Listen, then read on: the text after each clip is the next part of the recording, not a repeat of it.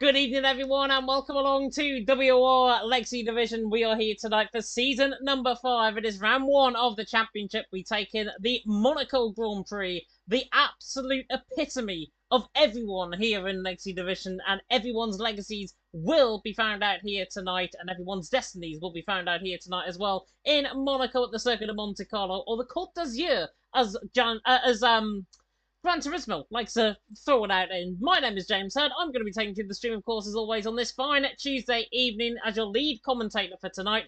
Joining me in the commentary box, yes, he's got a chest infection, but he's still here nonetheless. It is Mr. Jota. Jota, how you doing? Hello, guys. Yeah, as you can tell, I'm not at my best at the moment, so I'll do my best to try and offer the best commentary I can whilst I've only got about 50% of my voice available. All the drivers very keen to get out there, though, aren't they, of this first round of the new season of World, and a little bit of a fresher look, of course, because these drivers all heading out and qualifying in the F1 World Cars. They are indeed, and the F1 World Cars hopefully is going to be very good for you as the viewers, because it'll be good for us as the commentators, because everybody is in, roughly, I hope, everyone's team logos and everything like that, so hopefully everything will be okay. Hopefully the stream will run okay as well as we go through tonight, but as you mentioned, the first drivers are out on track, and it looks like drivers are going out there on a set of soft compound tyres, which I'm actually kind of surprised about.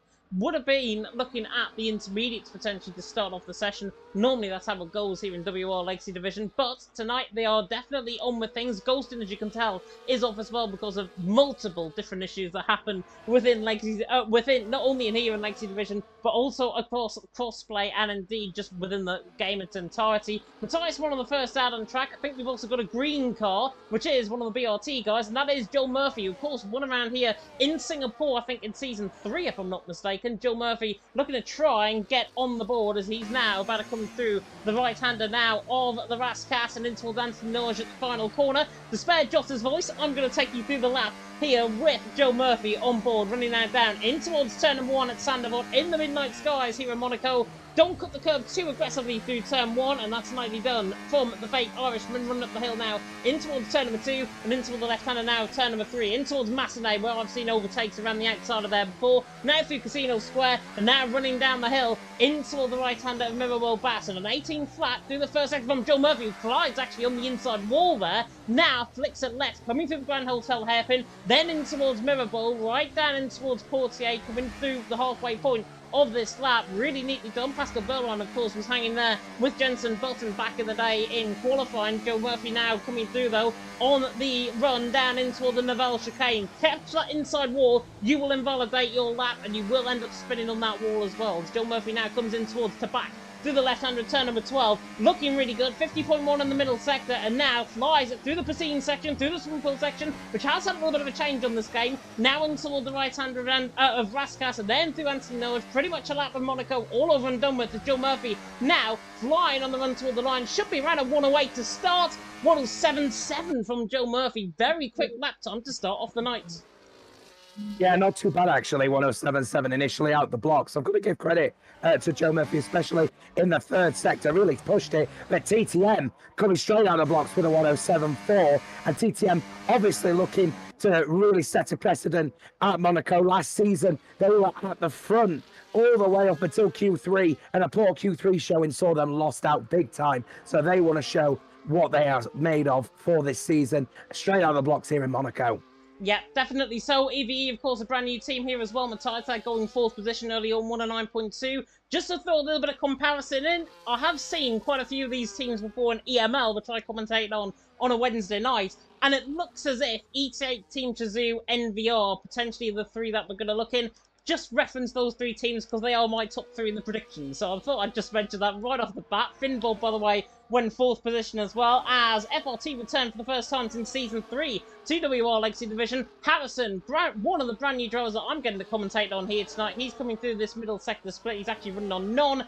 56.8 is showing me up, to be honest, because I would probably be in the wall by this time around on this lap time from Harrison, the TTM man, looking at, the FRT man even, looking to try and knock TTM off the top spots. Flopman and Allison, though, currently the top 2. John Murphy there 3rd, Finn Bob and Matthias there 4th and 5th position. Avatar mentioned in the chat there's no Cameron Dowd here. There is no Cameron Dowd here, but he is in the lineup as Harrison has knocked his front wing off, coming through the left-hand turn and 1 at Sandavor, and pretty much puts me to shame coming through there. Yeah, no, man, that wasn't the best turn 1, unfortunately, there, and he's lost good chunk of front wings, so that lap will pretty much not count for the FRT guys as they travel around in what is a budget Williams around this circuit. Yeah, a little bit of a disappointing start for FRT, but just managed to sneak through as the 10th seeded team, didn't they, in the last round, as well as more drivers get themselves getting close to the wall. Yeah, Rev Caterpillar absolutely flinging that through the Grand Hotel hairpin. If that's anything resembling the Scandinavian flick there from the man of NVR, who is in his final league race, I believe, tonight as well. Saw that on social media earlier on. Rev Caterpillar looking to try and crawl his way out of Q1. Like how it did that, now coming in toward the left-hander at the back at turn number 12. All the bad puns are back. 50.3 in the middle sector from Rev Caterpillar. Fraser, by the way, went 4th as well for CPI. CPI, of course, back after... they did feature, I think, as part of last season, if I'm not mistaken. So CPI were back returning as one of the 4 that return, along with the 7 teams that we've got here tonight, along with the 10 that we've got in total. That didn't really work in terms of my math skills there, but Rev Caterpillar, I can certainly say he went 4th. That is definitely good in terms of my math skills. 108.0 is not bad, actually, for Rev Caterpillar. A couple of clamps into the wall as well, actually, for the Novus driver. You're absolutely spot on. Yeah, it's his final race of forever for him, of league racing for Rev Caterpillar. He's choosing to retire at the end of this race weekend, which is actually kind of sad, to be honest with you. I remember commentating on Rev Caterpillar back in, I think, TSRL Tier 6 many years ago. So... real shame, an end of an era, I think, for Rev Caterpillar, and I do wish him all the very best for whatever he goes ahead and moves on from after this one. His teammate at the moment, Choco, 6/10 down in 9th. Judy just took it in, though, just behind as well, by just a small margin of 11 thousandths of a second. Yeah, 2D there, 5th position, not going too bad there at all. Looks like there's drivers on outlaps right now for Casper Flack and Rain. Bear with me a second, I'm just going to bring Joe Murphy back into position. Did see him leave at the bottom, so I will try and invite him back. So apologies, somebody has just tried to request me, I think, so I'll accept that as well in due course, but I will put Joe Murphy in. He's got an invite from me. There we are, job done. Flopman out on top, Allison in 2nd, Joe Murphy there currently in 3rd position at this stage. 2D, of course, for Romanian driver. Romania being one of the countries affected by the flooding at the minute, as Rain is actually just about to start up on a lap coming up the hill in towards turn number 3 at Masterday, in towards turn number 4 at Casino Square. Well, right on board with the FRT man, running down the hill, clips the wall, 18.1 in the first sector. He doesn't look comfortable. Yeah, he had a really good turn 1, to be fair. Oh, look at that, and having to really correct it going into Mirabeau. He's finding a little bit of discomfort at the moment in the car rear, just not biting at the moment, and the front, it just turns the car in, and the rear just slides across, and I'm worried he's going to end up finding a little bit of a tank slapper going into the braking corner as he did going through Mirabeau, and there it is again, another one, and he invalidates his lap as a result. So clearly he needs to move, I think, the brake bias just a little bit forward, because the rears are not comfortable. Somebody that's looking good on the lap time right now is ETA Casper Flack. Now coming through the middle sector, 50.1 in the middle sector. Should be up there with Joe Murphy, Allison, Flopman in this top 3. Now coming in toward the right hand now, Grasscast at turn number 17, and then through Anthony Norge at 18 and 19. Joe Murphy, I'm pleased to report, is back in the session as well as Casper Flack now comes through the final corner. The Dutchman on the run to line may go ahead of Joe Murphy, and he does. 107.6. Good benchmark there for ETA. They are my top team to try and top here in Legacy Division. They are currently topping the EML standings as well on Wednesday night, so they are definitely looking to try and get one over on Team Shazoo. Jensen was mentioned early on to me that my Shazoo bias has seemingly gone. The Shazoo bias is still there slightly, but I think because of how they're performing overall as a team in EML, that's why I put them in for 2nd position. So, just to clarify any rumours that might be going about right now. But Flopman out on top, Allison in 2nd, Casper Flack in 3rd, also on lap times right now. Danny Van Routen, Luca Rapata, speaking of which for Team Shazoo, he is the current championship leader in PSGL PSF1, and an 18 flat through the first sector is exactly what Rapata ordered as he gets caught on the curve through the Grand Hotel hairpin, and that is going to be his lap time gone. Yeah, lap time completely gone there. If you've got the Shazoo bias, I've got the TTM bias, which is something that carried over from last season. And then a bit of a sense of deja vu at the moment as TTM still leading from the front and by quite a significant margin of a couple of tenths. So TTM immediately showing the pace, but are they going to carry this all the way through to Q3? They weren't able to do it last time, and it cost a big time. Allison retires, he's happy, and I will be with a 107.477. And Sergio's definitely happy with the 107.767 as well, so he goes 4th position, definitely looking good from his perspective. Danny Van Ryten is a 10th down in the middle sector. Danny Van Ryten, of course, featured as part of the Premier Sim GL PSF1 lineup last night. Joe Murphy also retiring. Danny Van Ryten puts him into 6th position, so good lap there by the 3-time karting champion in real life. Motormax, Minimax, and Rotomax, I think he's won back in real life. But Danny Van Ryten there in 6th, ahead of Rev Capella, the former WOR Console Tier 2 driver, of course, last season. Gatkowski there in 9th position as well. He's actually on a lap time right now, is Gatkowski. Featured heavily as part of the CPI lineup last season in season number 4. And Gatkowski, definitely looking good, I've got to say, in that orange-looking car, now running down the hill, in toward the left-hander of the Nivelle chicane. Yeah, I mean, they're just heading through now into the Nivelle. That looked like a complete corner cut, he nailed turn 1, actually. Did Fraser. He's looking pretty sharp, actually. And the Cedar Phoenix Igniters really showing their pace. They only just sneaked in to World last season, but this season they've made it through via clear margins. So they easily wanted to show the pace and a fastest first sector of anyone so far for Fraser. So immediately, CPI wanted to show the pace. Gatkowski, ever the consistent driver, might have a little bit of pressure from Fraser in this race, I wonder. Yeah, CPI, man, has got the same lap time as EVE Matthias, actually, at this stage. 11th and 12th position, 108.252. Currently their best, and now Fraser into the Nivelle chicane. Little bit slow, I've got to say, on the exit. Don't want to put him under a little bit of pressure coming through this middle sector split, but Fraser is up there in the middle sector. 4.5 tenth improvement coming in, so could be a 107.8, 107.7, round about that mark. Now coming in towards Raskas, could get blocked potentially here. Coming through Raskas, just a car ahead of him. I think it's one of the EVE guys just starting up on a lap time as Fraser now comes through the final corner. On the run to line, like the Channel 4 series, he goes 7th, 107.911. Not a bad lap time there at all from Fraser. Flopman though out on top, Allison in 2nd. Casper Flack currently in 3rd in this session. Anybody else on lap time further down the field? Choco just about to start on a 1. Normally, who I normally... No. No? No, absolutely not. Choco through turn 1. Sorry, I was just on board with him, and he lost the rear ever so slightly, and he just caught it. He's hit the wall, going as well through Casino. He's not comfortable out there at the moment as well, and we know Novus Racing is facing a few internal challenges, you'd have to say, at the moment, after what was looking like that the team was going to close at the beginning of this season. But obviously, they're still here, but I'm finding that maybe they're just struggling out there at the moment with Choco. Their first sector, not strong at all. Yeah, Choco down there in 17th. Max von der Gies, I was just going to call Night Rider, that I normally call him on a Monday night. He's coming through the middle sector, 4.5 tenths up, and he is, of course, part of TF10 these days. Now in toward the right-hander of turn 17, Choco definitely down on his lap time coming through that middle sector split as well. But Max von der Gies now on the run to line for Team TF10, looking to try and put it up there. Goes 11th. I think he might have to go again, to be honest. Dirk there in 12th is 2.5 tenths down on his lap time. We've got FRT Rain also just on a down lap, and Harrison looking to go again, I think, down in 19th position as you've spied somebody going through a nice turn 1.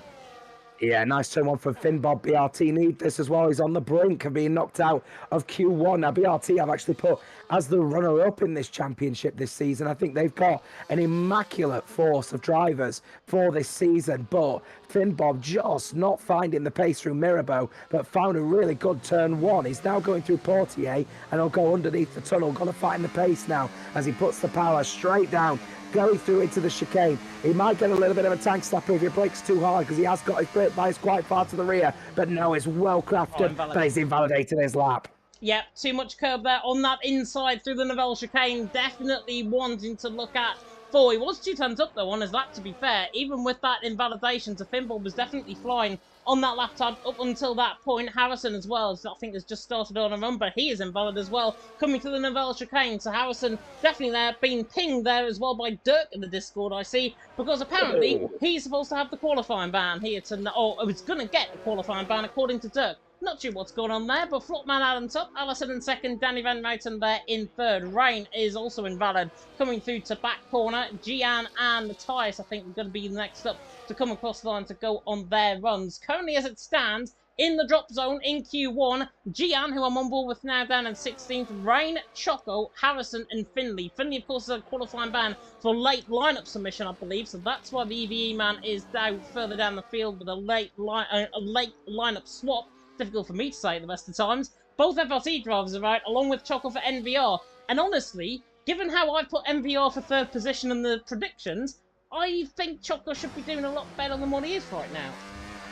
Yeah, I put NVR as fourth and Luke put him as far down as fifth. So we don't believe that Novus is going to perform as well as they did last season. But one thing that is not surprising me at the moment is FRT struggling to find their feet at the moment. Harrison and Rain have both got massive setup issues. Rain is experiencing tank slappers, so he's going into the corner and his steering wheel is just going left to right. It's going nowhere. Whereas Harrison has got too much front front brake issues, so he's locking up too much on the front. So clearly some setup issues, and I think perhaps just a little bit of a settling in, a bit of a building up period needed for FRT as they're sending out a range straight away, and they're going to need to. 2.5 minutes to go. Both of their drivers will be knocked out. One driver from Nova's down in 18th is the last thing their team needs at the moment. But once again, still, TTM, Flopman and Allison didn't need to set another lap. About 10 minutes ago, they've retired and they're still at the top. Oh, and I was about to say Gian has just buggered his lap time up completely. He ran in towards Raskas there, coming through turn number 17. Absolutely locked up the rear end. He nearly went straight on into the wall. Had to recover the car very quickly indeed. Lost a good 0.3 of a second out of that. 2D as well is just on a lap ahead of him, coming to the Grand Hotel hairpin, but 17.9 in the first sector from the man of Console Tier 1, from the man who has previously featured alongside other teams like VSR, for example, here in WOR Lake Division, and 2D. Now the remaining on the run up towards turn number 10. Nearly goes a little bit too deep there into the Naval chicane. Beautiful taker though. Now in towards the back. This is looking like maybe a sub 50 in the middle sector. 50.1. He is up on his time, looking to try and better the likes of Joe Murphy, Sergio, Luke Rapata. That's where he's aiming to go, I think, with this lap time. Now locks up again, like Gian, just forcing out wide, coming through Raskas. Now in towards Anthony Norge. 1:20 on the clock. 2D about to go to line 107.6, 107.7, and he goes fifth. Yeah, that final sector's killed him. He's had the going through Raskas had a real issue with that lockup. He lost at least a couple of tenths in that process, but he was really flying out there at the moment. Was the Tatum Racing Team driver, the Italian team racing in the budget Ferrari at the moment, so they'll be happy at the moment with that fifth place from Judy. However, his teammate Gian down in 15th at the moment and on the brink, and he's just invalidated turn 1. That's it. So Finn Bob, that's the BRT man, has an opportunity to potentially knock one of the Tatum drivers out and then get both of the BRT drivers through, and of course never discredit Rain. CPI Gatkowski as well. Rain just coming through the final corner, actually, I think just ahead of him on the run toward the line. In fact, he's in the middle sector. Gatkowski, though, is up on his time, looking to try and apply a little bit more pressure to the guys further down the field. Choco looking good at the minute as well. On his lap, 108 flat there from Gatkowski. I think gets him safe. Choco there coming through the first sector. He is down. Choco is done. I think he has done enough, though, given there's a 3/10 gap between himself and Gian, who's there down in 16th position and is invalid. So Gian is done. Finn Bob at the minute now coming through the middle sector. Rain as well, so the line goes 16th. He has not done enough, so the FRT man is out 2.5 tenths behind, 2.5 tenths improvement, not enough to get him through into Q1. The time is now pretty much nearly up. Matthias is looking safe right now at this stage. He's invalid though, so definitely needs Finn Bob, I think. Finn Bob's purple in the middle sector, so Finn Bob is absolutely flying here. The BRT man, who has put on really good performances around here in EML in the past, now through the final corner for Finn Bob. Surely going to be through into Q1. Surely for Finn Bob, 10th position, 107.956, and that is him safe. It puts Dirk now on the bubble, but Dirk is purple in the middle sector with a 50 flat. Now through the final corner comes the TF10 man. Special lap coming in here from Dirk, going around Casper Flack. He does. He goes 5th. Behind Casper Flack there. Good lap time from him. Harrison as well, improving. That's not enough for him. That, my friends, is the end of Q1. A real hectic end to the end of Q1. Flopman out on top, Allison in second, Danny Van Meuten there in third, TTM 1-2 at the end. So maybe the rubbing off from my co-commentator alongside me for TTM is proving right here in round 1. Yeah, keeping my fingers crossed for the lads at TTM. They usually are good at Monaco. They were very good in qualifying last time. As I said, they missed out in Q3, but the teams knocked out both EVE drivers. One of them, of course, serving the qualifying ban. Both of the FLT boys. And I think out of a bit of a shock, to be honest with you, Tatum Racing Team have lost a driver as well in Gear, who will start in 19th and the slowest out of all of those in qualifying. So a little bit of a mix-up. I think EVE and FRT, we're always going to struggle initially out the blocks, but to have TRT lose a driver, I think that is the biggest shock of them all. Yeah, definitely so. Joe, by the way, in the chat is not wanting to talk about football in a YouTube chat. Not given how Sunderland are second currently in the league and the Championship, and Sheffield Wednesday are further down the field. Anyways, I'll come on to that a little bit later on. No, don't disrespect me like that. I am so upset. I will come on to that a little bit later on, but Flopman out on top, Madison in second, Danny Van Routen there in third. 10th actually, covering the top 3, not bad at all. E-Tech Casper Flack there in 4th, with Dirk in 5th, 2D in 6th, Luca in 7th, Sergio 8th, Joe Murphy in 9th, and Fraser rounding off the top 10. Then Finbob, Rev Caterpillar, Choco, Gatkowski, Max von der Geese getting through by 800 of a second ahead of Harrison. They're down in 16th. Matthias out for EVE, along with Finley, who had that qualifying ban, Finn and Gian 18th and 19th as well. They're in Q1. We are going to get straight into Q2, but before we do, let's have a quick look at who is racing tonight, just to put a little bit of mind things on it in terms of the grid, graphic, and everything like that as well. Currently, Flopman Allison topping the timings. They are topping the grid graphic there as well. Matthias and Finley, of course, there for EVE, both out in Q1. Tudi and Gianluca there for TRT. I'm not really surprised that Gianluca's out in Q1, to be honest. Fraser and Gatkowski for CPI. Then Sergio and Casper for ET8. Luca and Danny for Team Shazoo.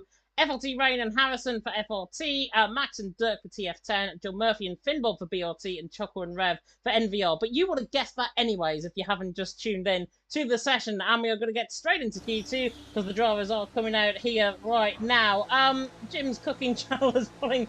Is there any Sunderland fans in here? I think I'm probably the only Sunderland fan there is alive right now within the chat, but coming out first is the man I'm actually on board with, and is Luca Rapata, along with Casper Flack and Allison, who are both about to leave the session, as I think Jota has just disconnected there for a brief second. Hopefully we'll get him back in. I'm still here. I'm still here. It's just Luke disappeared. Luke has just decided he wants to disappear. That's he was just hovering around. It's like we didn't say anything untoward. I heard that somebody joined or leave the session. I thought it was you leaving there. Goodness me. But no, I'm all here. You are all here, which is really good indeed. We are going to get Q2 though very much underway. Allison is the first man out on track. TTM 1-2. However, you know fine well, Jota, and we know fine well because we've actually commentated around here in the past in Monaco, of course, last season being the season opener. Q1 not really a reflection, I think, of what is to come. The best example of that one again is TTM, isn't it? I mean, they managed to excel in Q1, excel in Q2, and then they were right to the back of the grid for Q3 and right in the middle of the pack. So, yeah, bottom line is that it's, especially at Monaco, it is all about the Q3 performance. But in order to get to Q3, you've got to get through Q1 and Q2. So we'll see what the other drivers have basically got lined up into the wall. Oh, my goodness me. Luca Rapasa just absolutely sending it into one out. Has he got any front wing at all in that one? If he's managed to keep some of that front wing, I have no clue how. Let's run on board with him. He is missing, I think, a left side end plate. No, he's actually fine. So he actually went in that wall very hard indeed. I didn't catch that, but I caught it on the mini-map. Luke Rapata hitting the wall there on the left-hand side, coming through turn number 1. Was on board with, I've just lost who I was on board with, Allison coming through into the Nivelle chicane. He is the first man out on track. Oh, nearly in the wall coming through the Nivelle chicane. Had to really snap the car halfway through the corner, through the left-hander there at turn number 10. Now through to back, hitting the wall, 50 flat in the middle sector from Allison. Lightning quick, this car is on absolute tenderhooks. He's using the walls completely to his advantage as well. Monaco, of course, you can try and use the walls to your advantage, and Allison is definitely doing that. 107.5, I think, going to come here from Allison. Call me Mr. James. 107.579 to get us started once again. Casper Flack comes in 7/10 behind for E8 to Allison. Definitely looking good for TTM. Yeah, Flopman, curiously, has not come out with him, though. So he's still in the pit lane at the moment and just about to leave the pit. So they've separated or stagnated their drivers rather than sending them out together. So clearly just about focusing on one driver at a time at the moment are the TTM boys. Luca now just going through turn one again. Big tag slapper from the Shazoo man. So Luca is just not finding comfort through turn one at the moment, but he will continue on his lap. It's not invalid. He's going to keep going. Oh, the rear just ever so losing it again. He's not comfortable out there at all. He's got a slow car in front as well. One of the final Tatum driver in front as well of Tudy. He's on a slow lap at the moment, so he'll have to get out of the way. Oh, losing the rear. And that lap is surely done and dusted for Luca. And actually, he might send Tudy to the stewards for a block, and that might just be TRT losing a driver in qualifying next race. Yeah, definitely so. TRT2, they're down in 7th right now, 108.4. Luca Rapata down in 10th position, 125.1.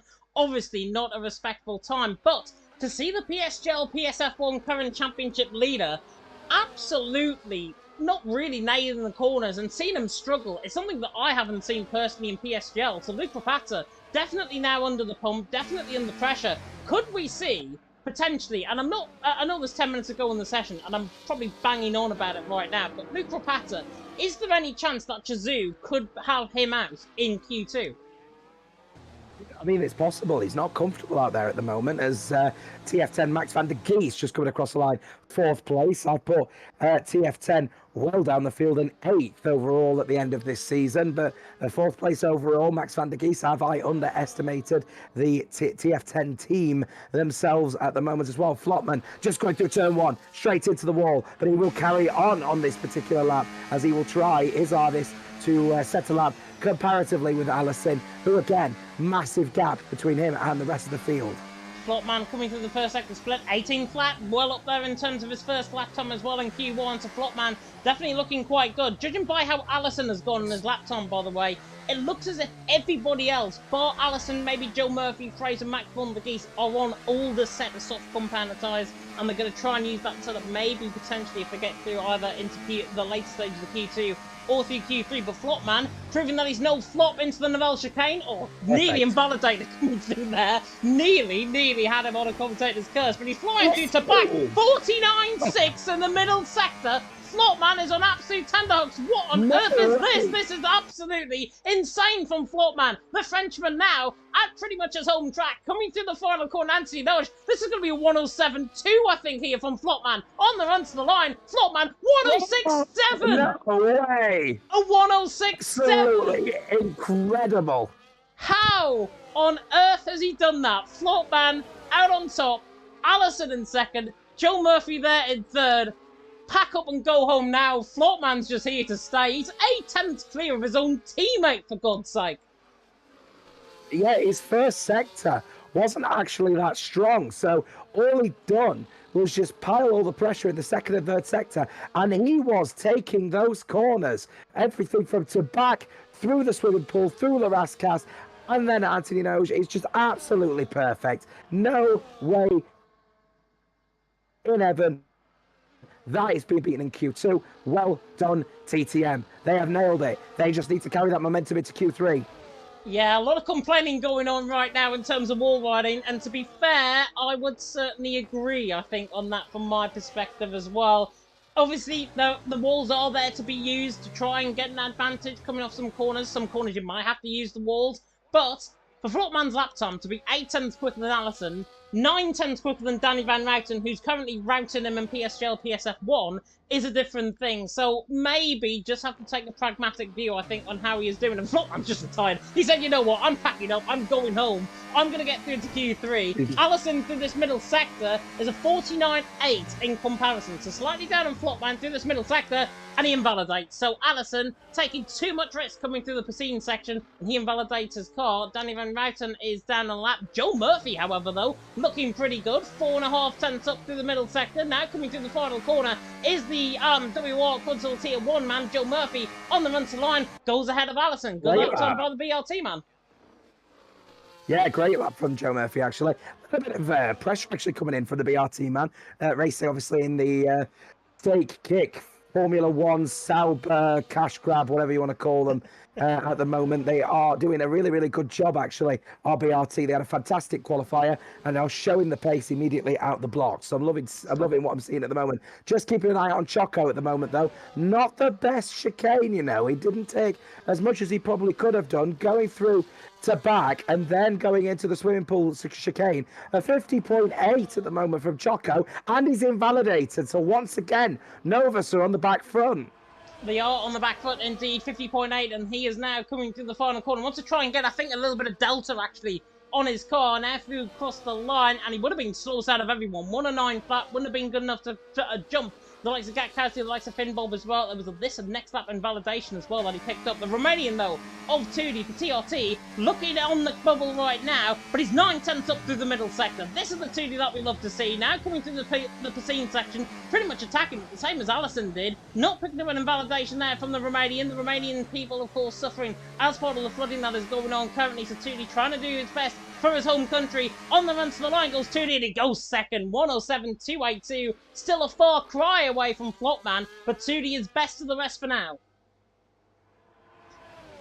Well, talking on mute. Absolutely astonishing stuff at the moment in this qualifying. And Danny Van absolutely Routen. Sorry to cut you off. Danny Van Routen's crashed through the Nivelle chicane. Just saw his car. It goes completely through there. Danny Van Routen out of the session. Shazoo are going to be out at least with one driver. Yeah, they've definitely got one, and Luke is not, although that 107.4 is not too bad. He is not comfortable out there at the moment, and I'm wondering how his car's going to act once he gets into the race, because I think he's not going to be comfortable. Choco is in, so that will be it. He's got 5 minutes. He's got very limited time to get into the pit lane, psych himself up, and get back out there again. There's a real risk here that Novus are going to lose a driver, and Dirk, as it stands for TF10, is also going to be out as it stands. A 1:15.7 is not a representative lap time, so he will improve on this occasion, assuming he doesn't invalidate. But again, he's just chucking the car, and I'm just finding that the car's a little bit stiff going through the corners.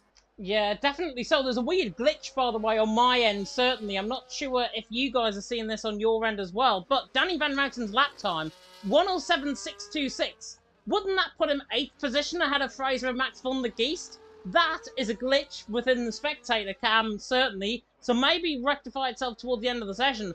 At this moment in time, though, Danny Van Routen, I don't care if he's in 10th or if he's in 8th position right now, he is still in Q2 and looking to try and qualify into Q3. He'll be reliant, though, on especially Sergio Gatkowski, that man there, Max von der Geest, who's just gone 11th position, and also, I think, Dirk, who has just come across the line to go 8th. So Danny Van Routen is still in 8th position right now.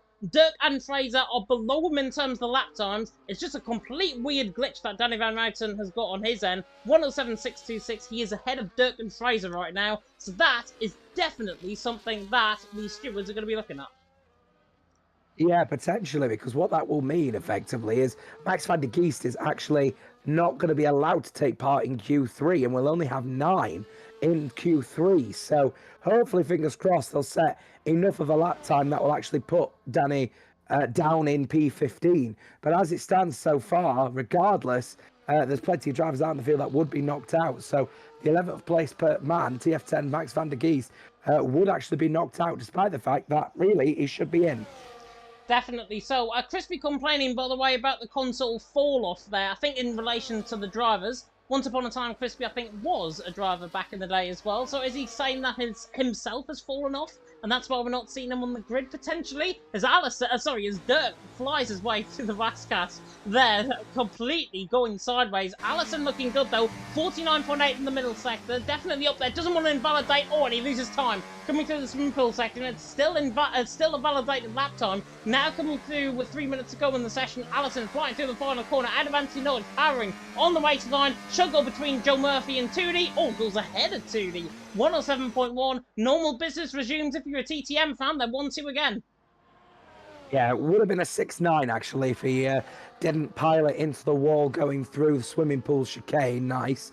But in this occasion, 7.1 puts himself still as the TTM 1-2 once again. I would expect Tudy, Joe Murphy, possibly Luca will say, no, I'm about done. In fact, Luca's actually going out. He doesn't feel comfortable with a 107.474. The Shazoo man knows that he's going to be the sole driver that makes it through to Q3 as it currently stands, so he definitely wants to get on with it.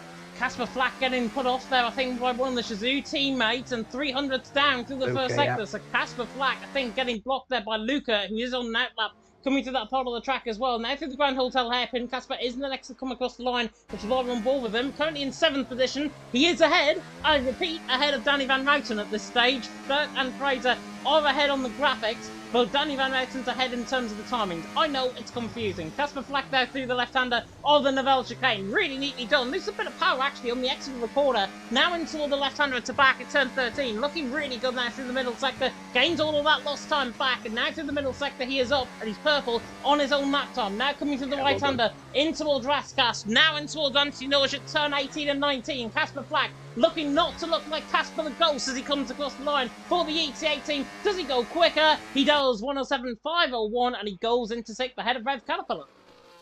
Yeah, Red Caterpillar and Dirk will be a little bit worried now, and they'll be looking over their shoulder because with ET8's Casper Fiat actually doing quite well considering that he also got blocked as well.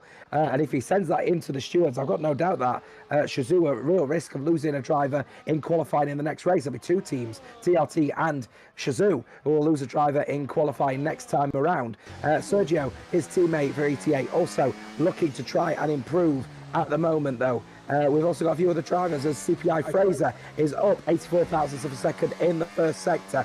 A bit of a shocking scenario if one of the CPR drivers, if both of the CPR drivers don't make it, because both of them definitely have got the tenacity to get through, but one of them you would expect from Cedar Phoenix Igniters should get through as it stands so far, and Finn Bob needs to pick up the pace of BRT as soon as he possibly can, but he's lost the rear going through the Mirabeau hairpin, so that will probably be it for that BRT man. And of course, Choco hasn't even set lap time for the Novus team. He hasn't indeed, but he is going to set one right now. Gatkowski, by the way, did improve. Fraser 49.9 in the middle sector, looking good. I just hope it doesn't glitch in terms of the lap time. Gatkowski is down on Danny Van Routen's lap time right now. Fraser now on the run to line, looking to try and get ahead, and he does. He goes up into 4th position. Danny Van Routen is still in the top 10, by the way. He's in 9th position. Sergio and Gatkowski are at the same lap time, by the way. Sergio, I think, is just starting up on a lap time as well through the first sector, and he is 200ths down through that first sector as well. But right on board with Choco, hasn't had a lap time just yet. It'll be the next to come across the line, I think,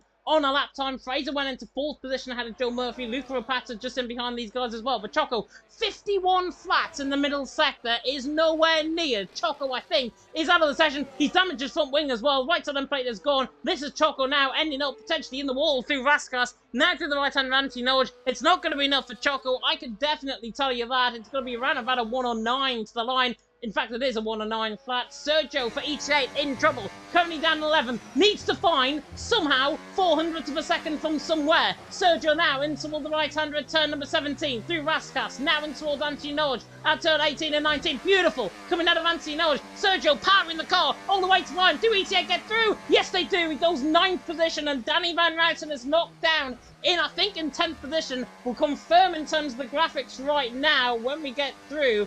Obviously, after that session has completed, Flopman out on top, from Allison in 2nd, 2D there in 3rd, then it's Fraser in 4th, Joe Murphy in 5th, Luke Rapata in 6th, then it's Casper Flack in 7th, Rev Caterpillar in 8th, Sergio there in 9th, Danny Van Routen in P10 is greyed out on our screen, so that might mean we're only getting 9 drivers in qualifying, which would be very unfortunate indeed. It could be potentially an issue with the qualifying. Danny Van Routen there in 10th, but he is through right now. Dirk at 11th, Gatkowski 12th, Mac Von McGee's, Finn Bob and Choco ending up right down the bottom end of the field. NVR having 1 driver out right at the later stages of this race. We'll go straight into Q3, but the big question is whether or not Danny Van Routen is going to be out there with the 9 drivers that have also qualified here for Q3. We're about to find out, and he is not there. It's a glitch, so Danny Van Routen is not in Q3. I would like to argue that actually the game has done exactly the right thing here, because the Danny Van Routen actually set a faster lap time than Dirk, who was in the P11. So the bottom line is that he qualified in P10, but he hasn't got a car to compete in. So technically, he is actually in the session. He just can't race because he hasn't got an car. So actually, because Dirk was slower than the TF10 man in that scenario, actually, Dirk is rightfully out of Q2. So as far as I'm concerned, we have the right 9. Yeah, it looks as if, judging by what people are saying in the chat, yeah, Danny Van Routen crashed out and lost his wheel. I definitely saw that. I referenced that in commentary. But what I was trying to say is the timings, and they were updating. Some of them were going behind, some of them were going ahead. And he remained always in that 10th position, regardless, even though he should have been an 8th or 9th ahead of Fraser coming toward the late stages of that race. So he did crash out. He is going to be starting, I hope, in 10th position. If not, I'm sure we've got the restart anyways. He will be fixed in that position regardless. So no matter what, you can take it. He is going to be starting in 10th position. Just a slight glitch on our end in terms of the graphics for about 3 or 4 minutes in that session. But we have now got Q3 drivers now out on track, and Fraser is now the first out on track, and now be looking to try and get, with the sole remaining CPI car in this session, looking to try and get something on in terms of this session. We'll see what Fraser can do, as now comes in toward the right-hander of turn number 17, and about to start up on his lap time once again. We'll turn the timing tower on, we'll turn the telemetry on as well, and we'll go on board with a lap of the Monaco Grand Prix circuit here at the Côte d'Azur on the run up the hill in towards turn number 1 at Sandervoort from Fraser. No, we're walks through Sandervoort there from Fraser through turn number 1 and now up the hill in toward the left hand of turn number 2, in toward the right hand of 3, and then towards Massenet turn 4, and then Casino Square now at turn number 4, turn number 4 even, now in towards Mirabeau at turn number 5, 18-1, makes me think he's on a used set of tyres as he now comes in toward the Grand Hotel hairpin. Yeah, definitely use tyres. Get a tag slapper, actually, going through that corner. So not finding comfort at the moment in that cheap McLaren as he's now heading through the bottom end of the hill as he goes under the tunnel. And he'll head through to the chicane. And I would expect he might have a similar situation where you'll see the steering wheel just do a couple of flicks. Goes into the corner. No, quite comfortable, actually, going through the chicane as he heads through into back as the McLaren looking to try and keep up the pace, of course, setting definitely a used soft tyre, I think, initially out of the blocks, but very keen to keep on the power, very close to the wall, going through into the final last cast, and then Anthony knows as he then keeps the power planted down to the line as he sets an initial 107.8. Watch out for Flopman on the run to the line. Oh, and he's 8 tenths clear, 107 flat. That is him done, I think, for this session. Flopman out on top, 108.376. He goes into 4th. Joe Murphy now bettering and is only 8 thousandths of a second behind. So Flopman all of a sudden may be looking in his rear wing mirrors, I think, from the BRT man. The fake Irishman, as we like to call him here in commentary. Joe Murphy there in 2nd. Fraser 3rd. Tootie there in 4th. We've got Casper Flack as well in Valid, and also Luke Rapata, who is just coming through the final couple of corners. Luke Rapata again has not gone for another run. He's looking to go for a second run. This is interesting tactics from the Shazoo man. The current championship leader, as I say, in PSL, PSF1, and now looking to try and get on the top spot once again here in WOR Legacy Division. And in fact, I believe, if I'm not mistaken, this is Luke Rapata's debut in Legacy Division tonight. Yeah, I don't recall Rapazzo actually making an appearance in well before this one, so obviously wanted to set early precedence as the PSGL Tier 1 leader at the moment. Just keeping a firm eye on Allison at the moment, though. He's suffering a little bit, you know, as he's now just heading through under the tunnel. He had a good turn 1, but his tyres are just wearing a bit thinner. Is he used set of softs as he then goes through into the chicane? Very well managed from a TTM man. With Joe Murphy, though, only 8 thousandths of a second down from Flopman. It's going to be close as it goes through to back. 49.6. Not too bad on a used set, but it's definitely, there's definitely more to it as he's planted the car into the wall. He'd be lucky if he doesn't end up losing a tyre here, if he keeps planting the wall that hard. Going through the final set of corners, though, Sergio goes 3rd with a 107.3. Allison comes across the line and goes fastest of anyone so far with a 107.0. That's 3 drivers with a 107.0 on used soft, James. That is quick. Add into that Luca Rapata on an invalidated 107.167, and you've got the top 4 potentially within a tenth of a second of each other out on track, which is absolutely marvellous stuff indeed. Casper Flack is invalidated on a 50 flat through the middle, and Rev Caterpillar also invalidated on his lap as well. So at the minute, everything seems a little bit calm. TTM currently holding that 1-2. It'll be the first session, I think, in ages here in WOR Legacy Division that we've had two drivers even of the same team, I think, going 1-2 in every single session. I think the only team that I can remember for my liking is Shazoo, I believe, from last season in Las Vegas. Correct me if I'm wrong on that, but I know Tom was very quick in that, and I think Cameron Dowds was alongside him for that race as well. So Team Shazoo, obviously now under pressure with Luca Rapata trying to deliver. Of course, Danny Van Ruiten out in Q2, down in 10th position. So he'll be looking to try and put all of that weight on his shoulders and carry himself throughout the next lap that he is going to be setting. But we have got drivers back out on track. Flopman alongside Fraser is going to be the first two to come out on a lap. 6 minutes gone in the session here in Q3. And, sorry, 4 minutes gone here in Q3. And then 6 minutes to go left of this session. Allison out on top, Flopman in second, Joe Murphy third, Sergio fourth, then Fraser, 2D, Luke Rapata, Caterpillar and Casper Flack, the current 9 that we've got in those positions right now. Rev Caterpillar and Casper Flack, as I argue, are both on, I think, down laps right now. Myself, James Head, Jota alongside me in the commentary box, and hopefully everything is going to go according to plan, as now Fraser comes through the final corner on the run towards turn number 1. Let's see what he does in towards Sander Bod. Does he clip the wall? Not quite, and Fraser keeps it clean. Coming out of turn number 1, running up the hill once again, in towards turn number 3 and 4, through Casino, through Massenet even, and then in towards Casino Square. My voice is going now. Fraser now through the first second split, a tenth and a half up, and he flings the car coming through in towards Mirabeau, now into the Grand Hotel hairpin. Fraser's car definitely looking more racy than qualifying. Yeah, I'd agree to you on that one, actually, looking at that one. Interesting fact, by the way. I think this is a fact. I'll just have to double check it and sense check it. But there is one other occasion where you've had a team consistently delivering a 1-2 throughout the qualifying sessions. If I'm right in saying, I think it was the Fury Racing Association back in season 1 in Bahrain with Otis Lawrence, I think. So, but I will double check that one and just make sure I'm absolutely spot on that. 8 thousandths of a second up faster than his previous lap for Fraser, invalid. So quite close to the wall. But as it stands so far, it is invalid. He'll chuck his car straight back into the pits, get a new set of boots on, and have another go at it. But 3 drivers still in the 107.0s.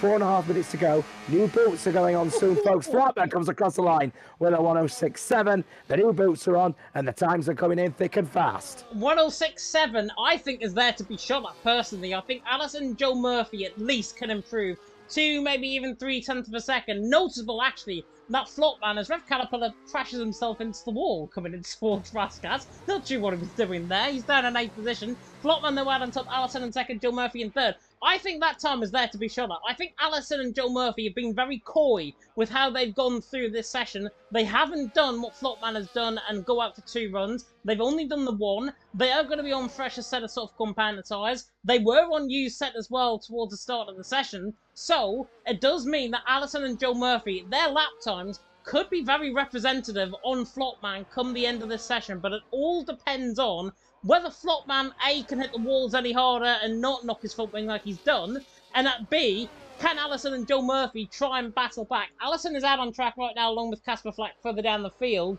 but let me know in the comment section, do you think Flopman is going to take pole position, keep this pole position out on track, or do you think Allison, Joe Murphy, maybe even somebody else will be up there? I'm going to make a very bold prediction, and I'm not normally one for making bold predictions. Luca Rapata will get top 3, and I think he'll only be about a 10th off Flopman.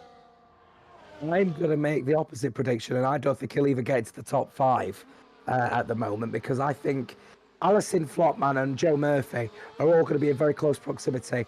Sergio is also going to be in touching distance as well, of course. Remember, Sergio looking to, I think if I'm right saying, he's the other BRT man, isn't he? So BRT within close proximity. And I think CPI will be happy to split up the rest of the field. So Luca, we see that he's been struggling a little bit with the car throughout the last 3 qualifying sessions. Now the pressure's on him without a representative lap time. What we're going to see is either the person that we expect, the Tier 1 or the F1 leader at the moment in PSGL, or are we going to see a driver in a completely new competition feeling a little bit nervous, I wonder? And of course, never discredit Rev Caterpillar as well. He's a man on a mission on his final race of the season, final race ever, in league racing. So he might just be a little bit of a dark horse, shall we say, to sneak into the top 5. Let's see.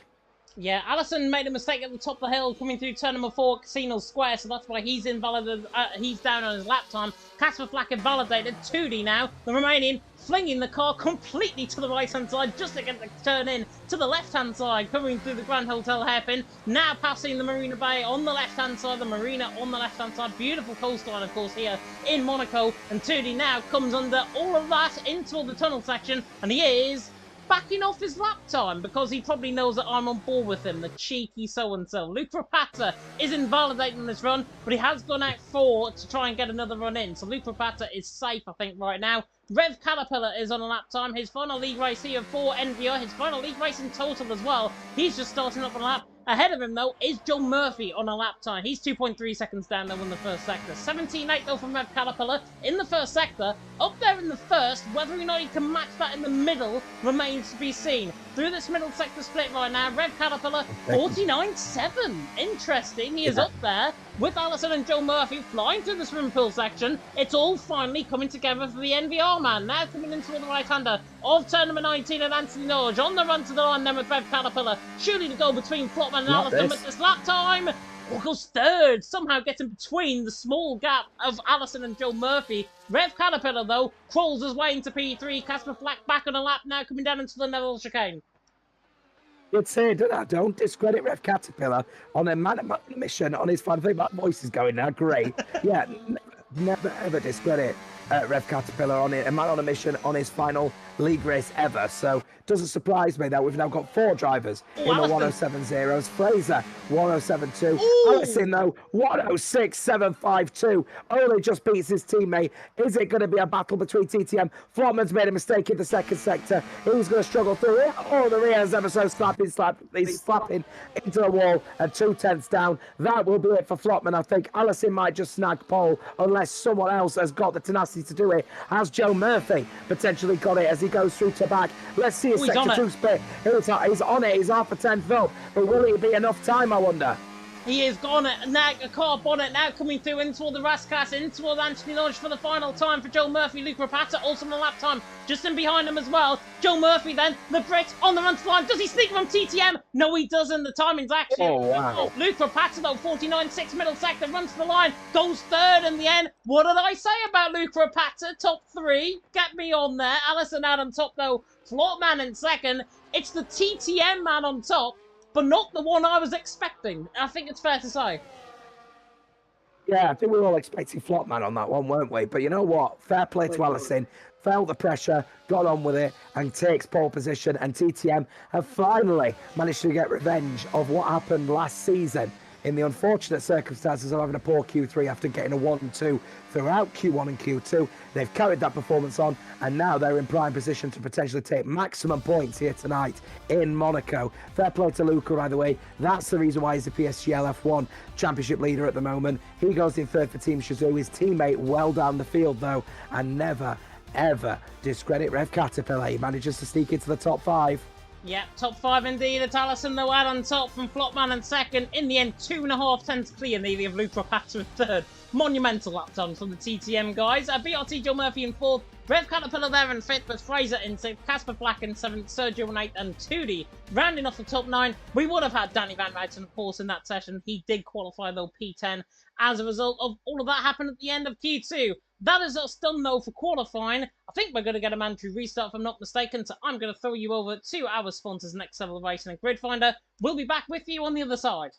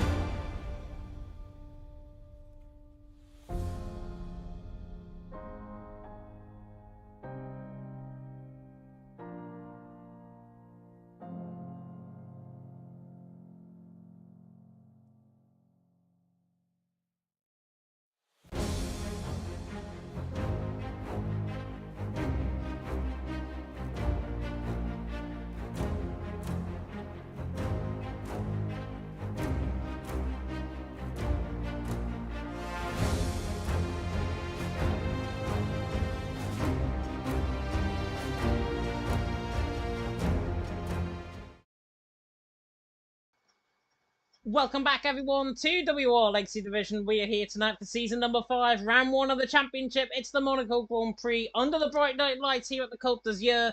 My name is James Head. Jota alongside me in the commentary box, and Jota, fantastic end to that qualifying session. TTM ending up out on top.